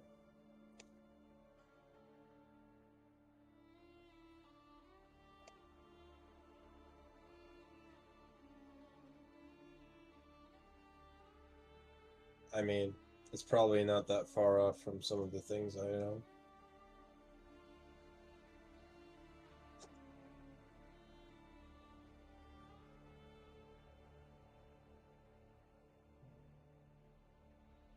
Sounds like almost individualistic.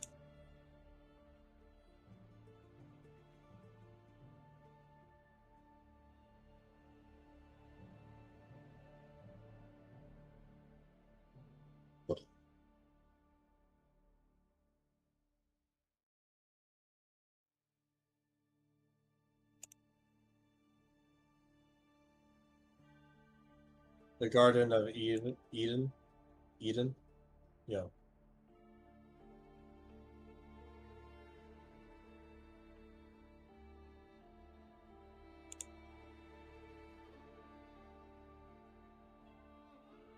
I mean, all that is what? A promise of a greater place that we'll never see or have anything to do with.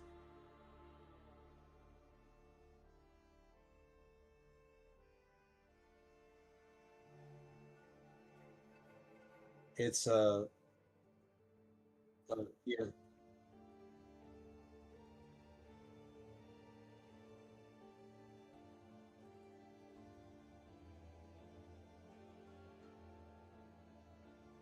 Yeah. Well, who? I mean, that's just like what the overall perspective, but that really is kind of meaningless to the average person, I think.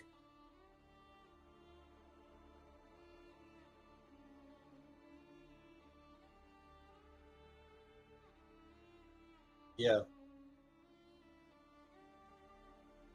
I think, I mean, it's so weird because like I feel like I can't even think of something that would be worth like that I value to the point where I would want to live for it.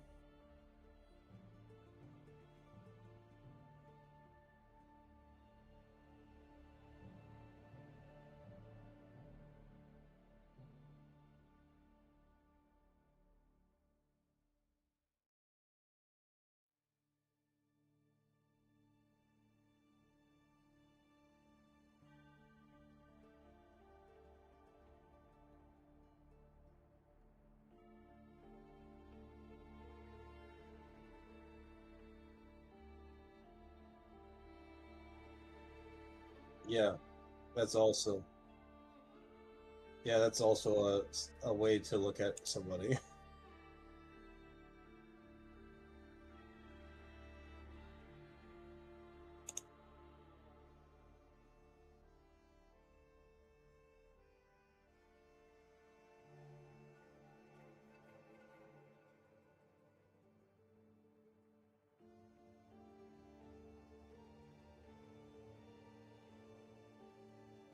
Right.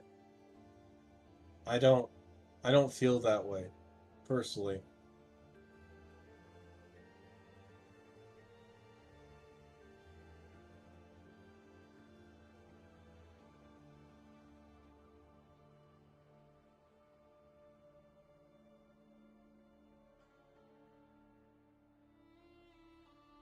I think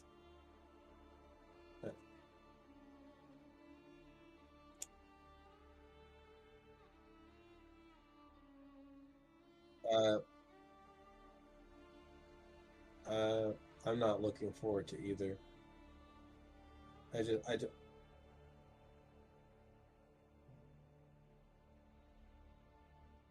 um it's kind of like this because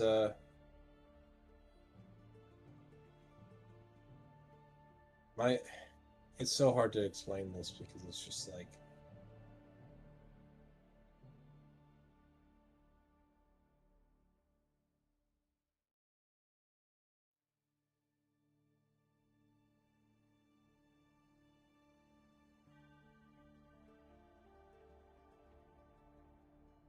yeah, like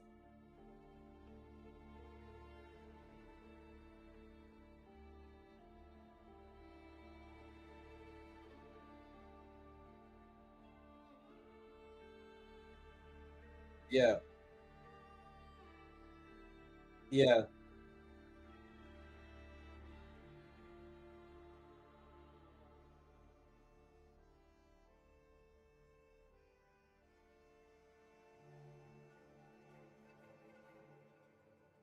yeah. Well, it's you never like think about what you well, you know, it's not like I haven't thought about this, and I have actually, but and I've tried to do some of this kind of maybe meditating if you want to call it that.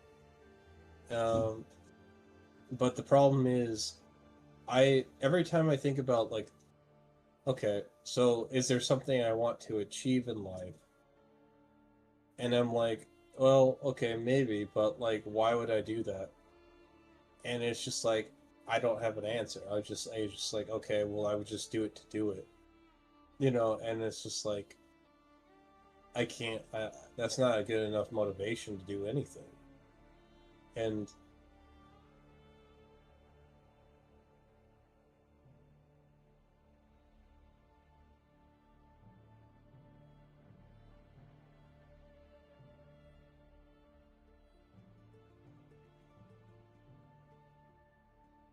uh yeah, okay. Well, like let's say that there is something I want to do that is um is possible or even probable, right?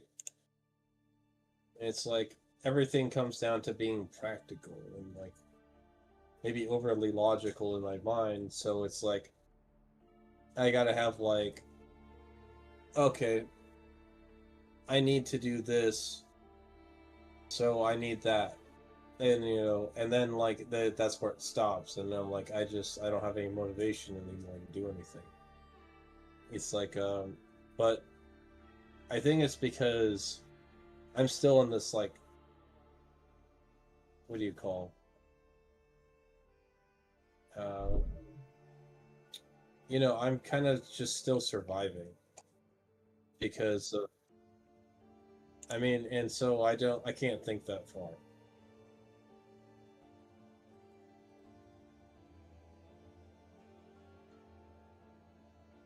Yeah, it's like I mean, like even yeah, and my basic needs aren't being met, so like I can't actualize or anything. You know, it's not in the cards for me.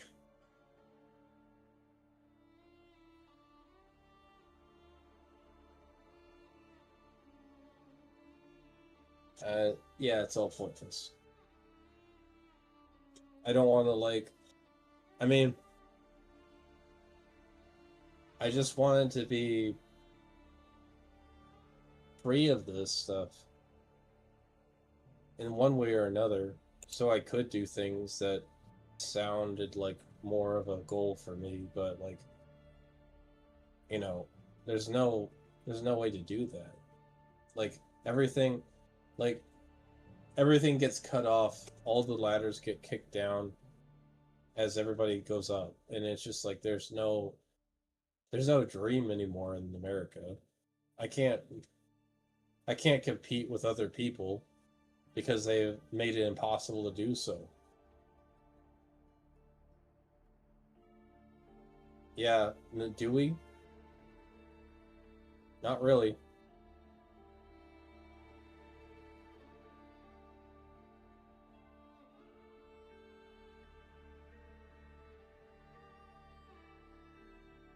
I mean, like,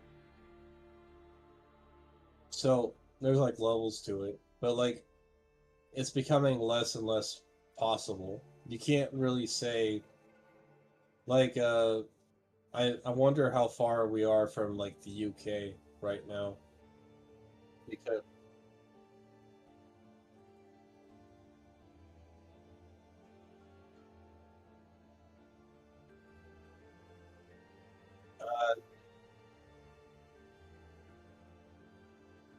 you don't that's why you don't speak your language because speaking yeah, speaking your language in your country, yeah,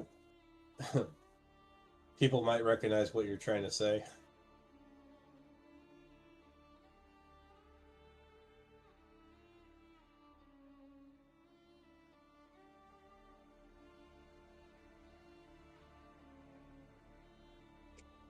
Right. It's well, yeah. I mean, like to us it's not a crime, you know? So it's like uh yeah.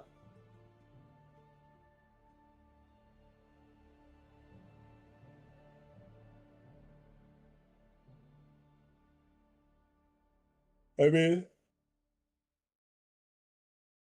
they're it's kind of weird because like you're selling stuff to people that not even your country.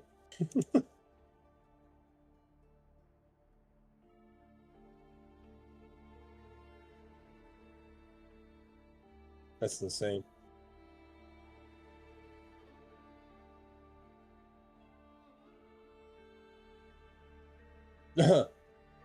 Yeah, because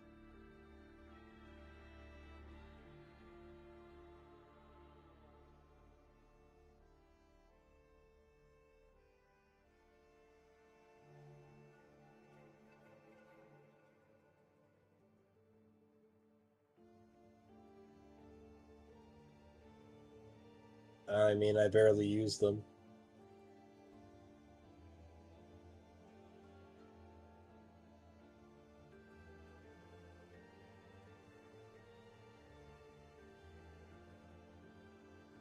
Man, Thailand really sucks. Yeah. Like, yeah. I mean, I was never going to argue that America was somehow worse than Thailand. I don't think that's what I was trying to say.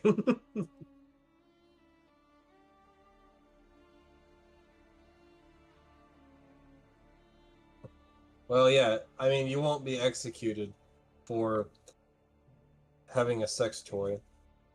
I mean, it's so funny to me because, like, I think about that and I'm like, like, all these fucking people, all these fucking countries are so obsessed with what people do in their free, like, sexually.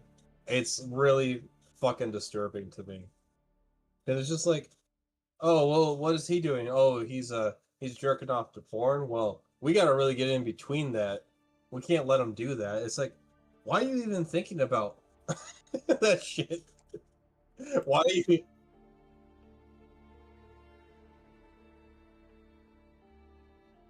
Oh,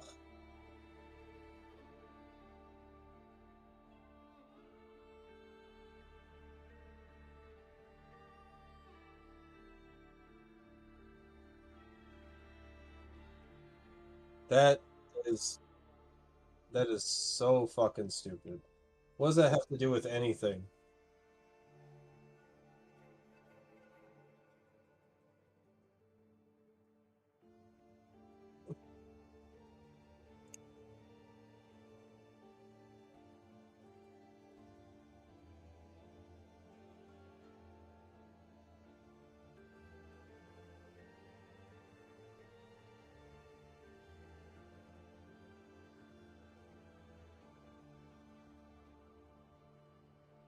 Mhm.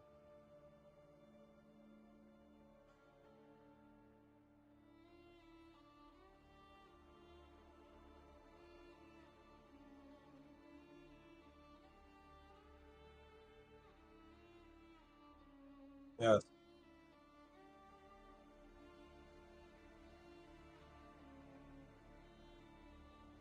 right.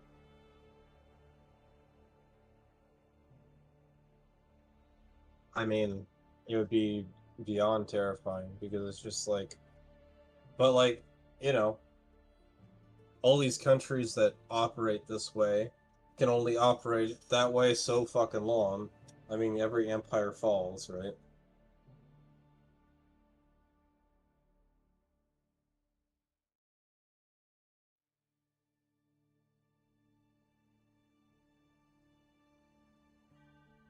I don't know what that means. What do you say?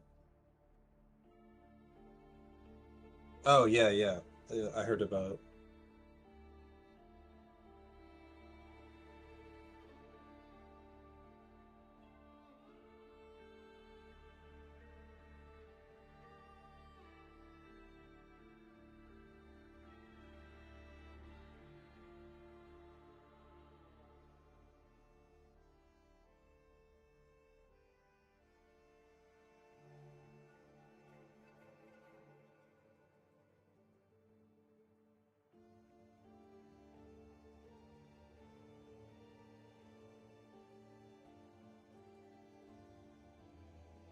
I mean,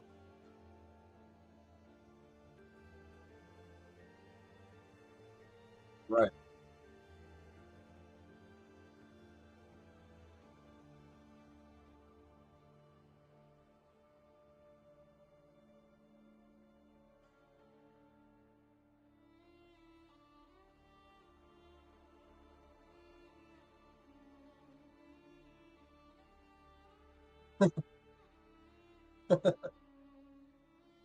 Yeah.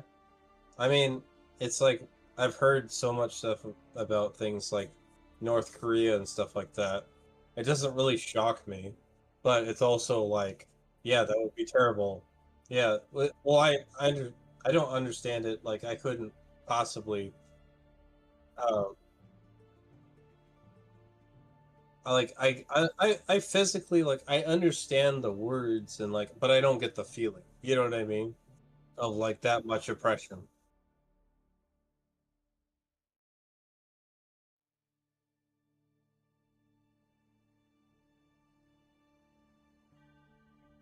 Yeah. Well, I felt that kind of way, I guess, with the religiously. What's that?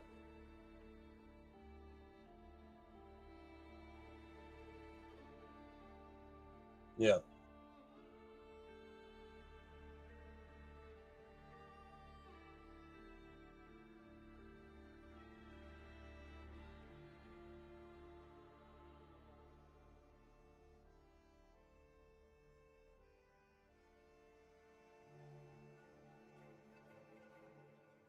Yeah.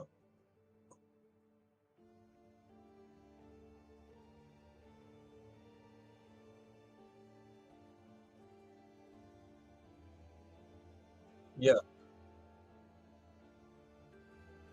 Right. Well, like, how many people? How many people? Like, how often do you know other people that can actually speak other languages in Thailand?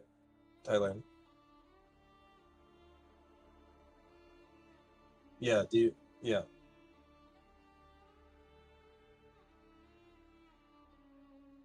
Yeah. Yeah. Right. Like, people that at least know another language other than Thailand. Uh, yeah. Nobody.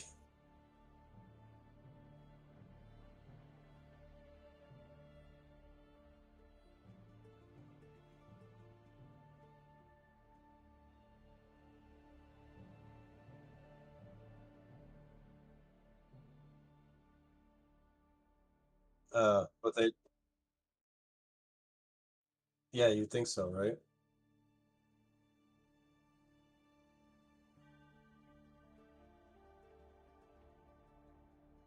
Well.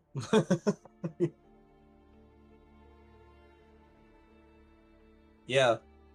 Um, I can understand not like I want to learn other languages, but it's just it is hard. It's like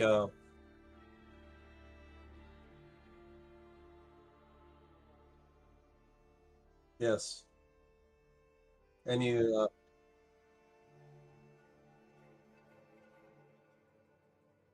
in your case, why do I think you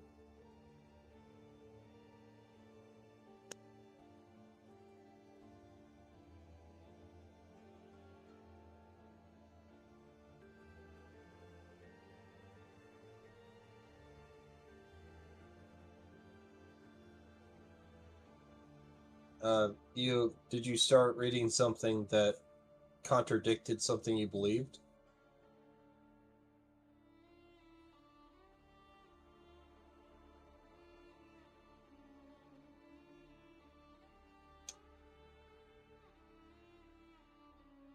Hmm.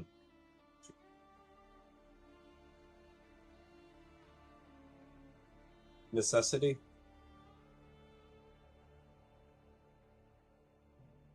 Oh, that's fair. I don't know. I don't know why you decided to.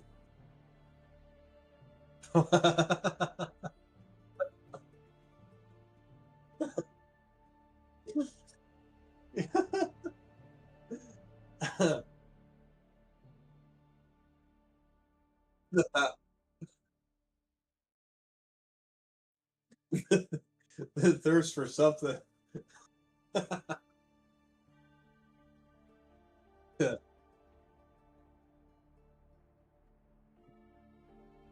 Yes.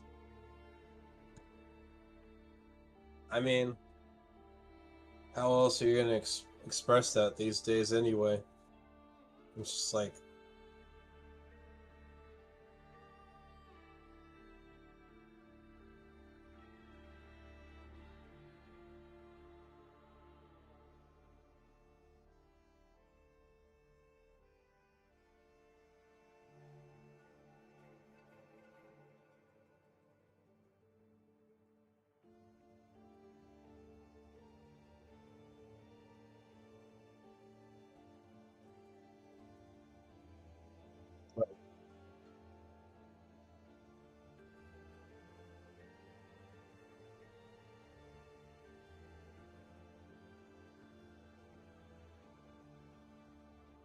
Nipple.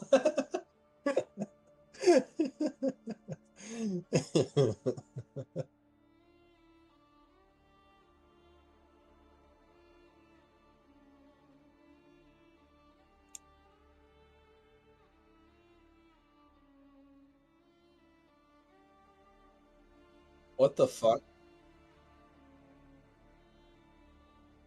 Yeah, crab nipple. What the fuck? That has not. I've never heard that association with nipple ever. What the fuck?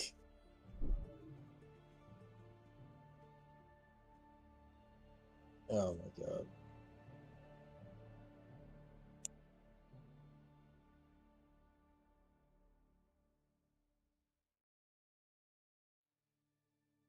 Yeah, yeah, yeah, yeah. Yeah.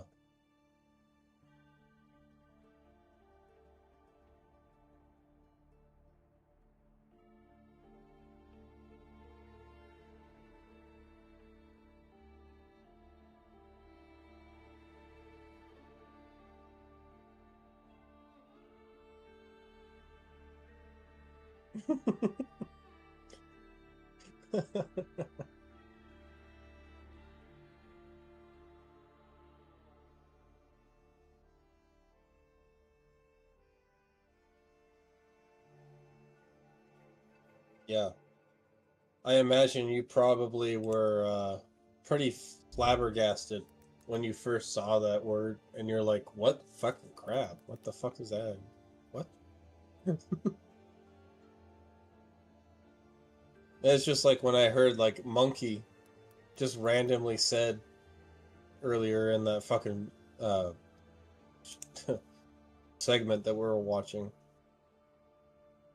Like, what the fuck?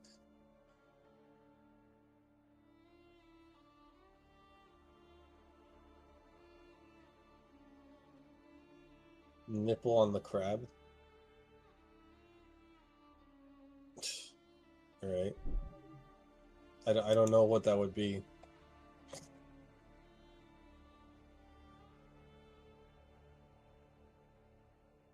I used to go crabbing. Long time ago.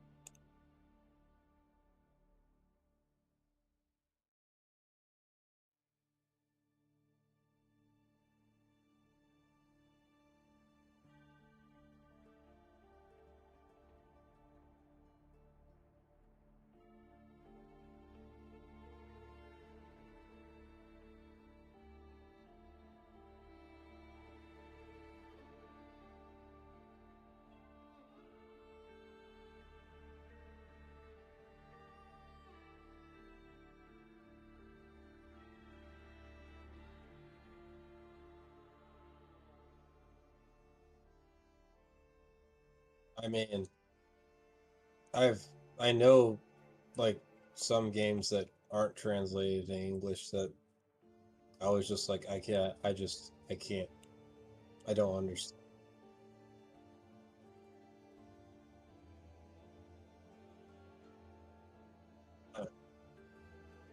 Yeah.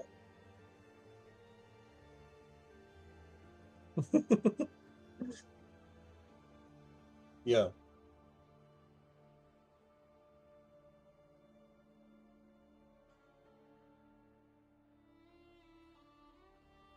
Right.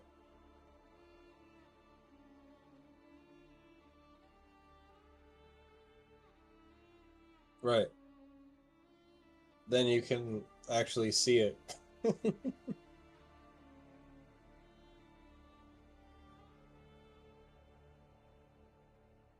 Yeah.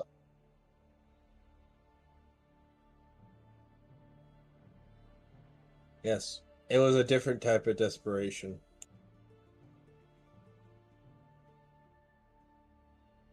Yes.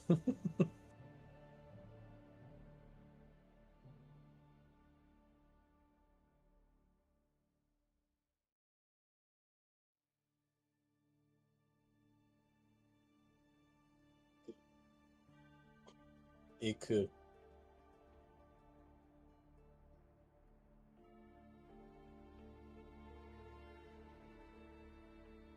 Well, I don't know what that means.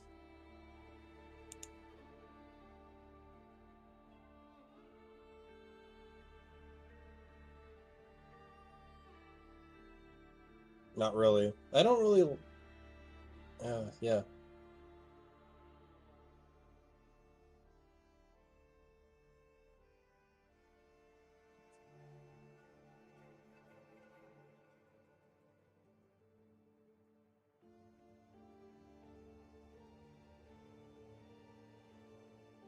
Yes, be horny.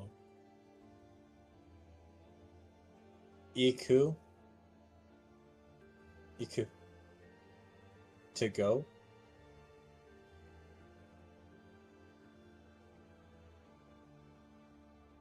I guess it's just another way of saying.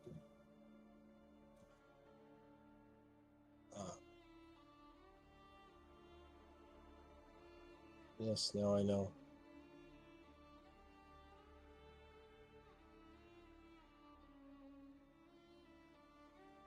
Ask a follow-up. What the fuck? EQ.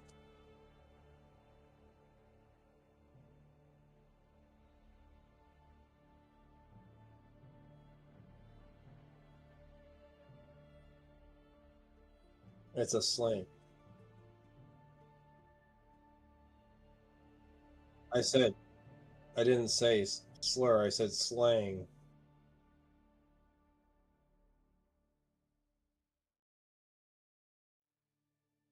That's what it fucking says, and maybe that's what you say is a misinformation.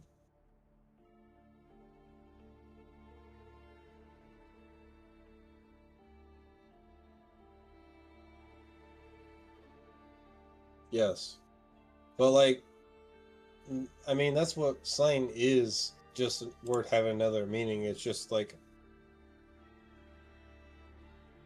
that's basically what slang is. It's just like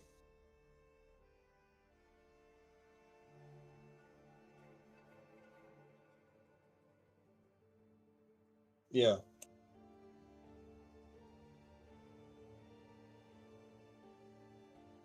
Yeah.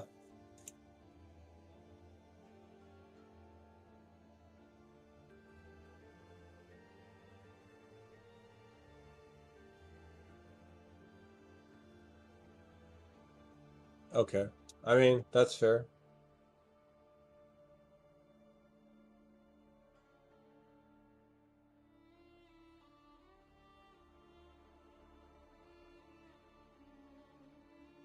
Uh,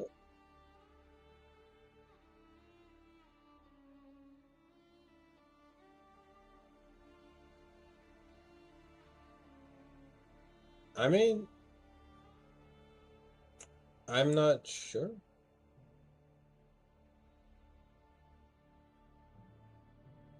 It's like slang is usually like words that people just kind of come up with that yeah. And but if it's accepted, then it's not gonna be seen as slang anymore, so kind of hard to say.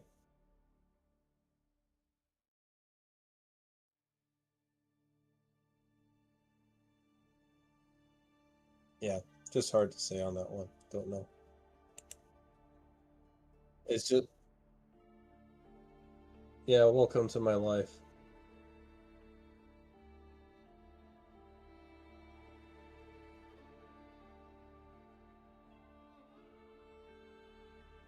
Yep. You get like 15 fucking leagues from where you where you were thinking. You're like, "Oh, what was that?" Oh, never mind.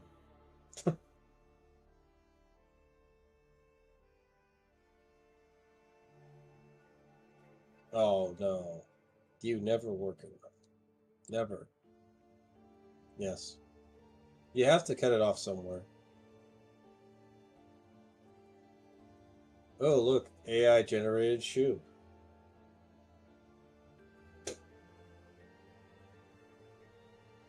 The kind of the Arknights type of shoe. Well, there you go. Link.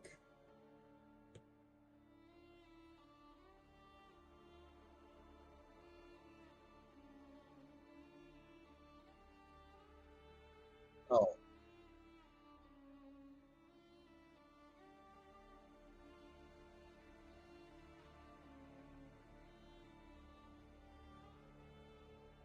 Hey, they made Doctor into a girl or something. What the fuck? And, it's...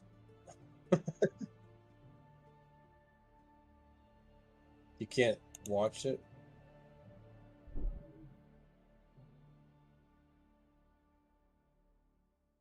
Oh, I'd have to actually post it on Discord, huh?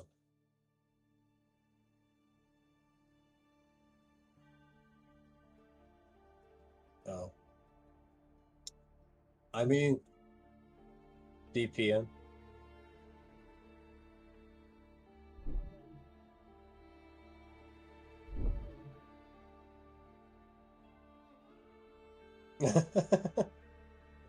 Disturbing. Are you disturbed by that?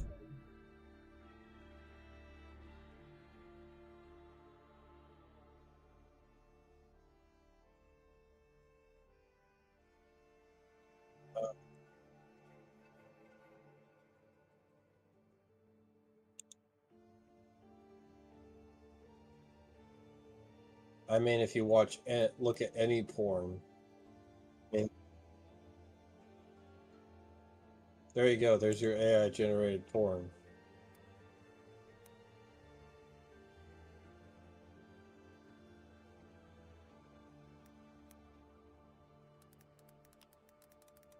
I mean, they're both porn.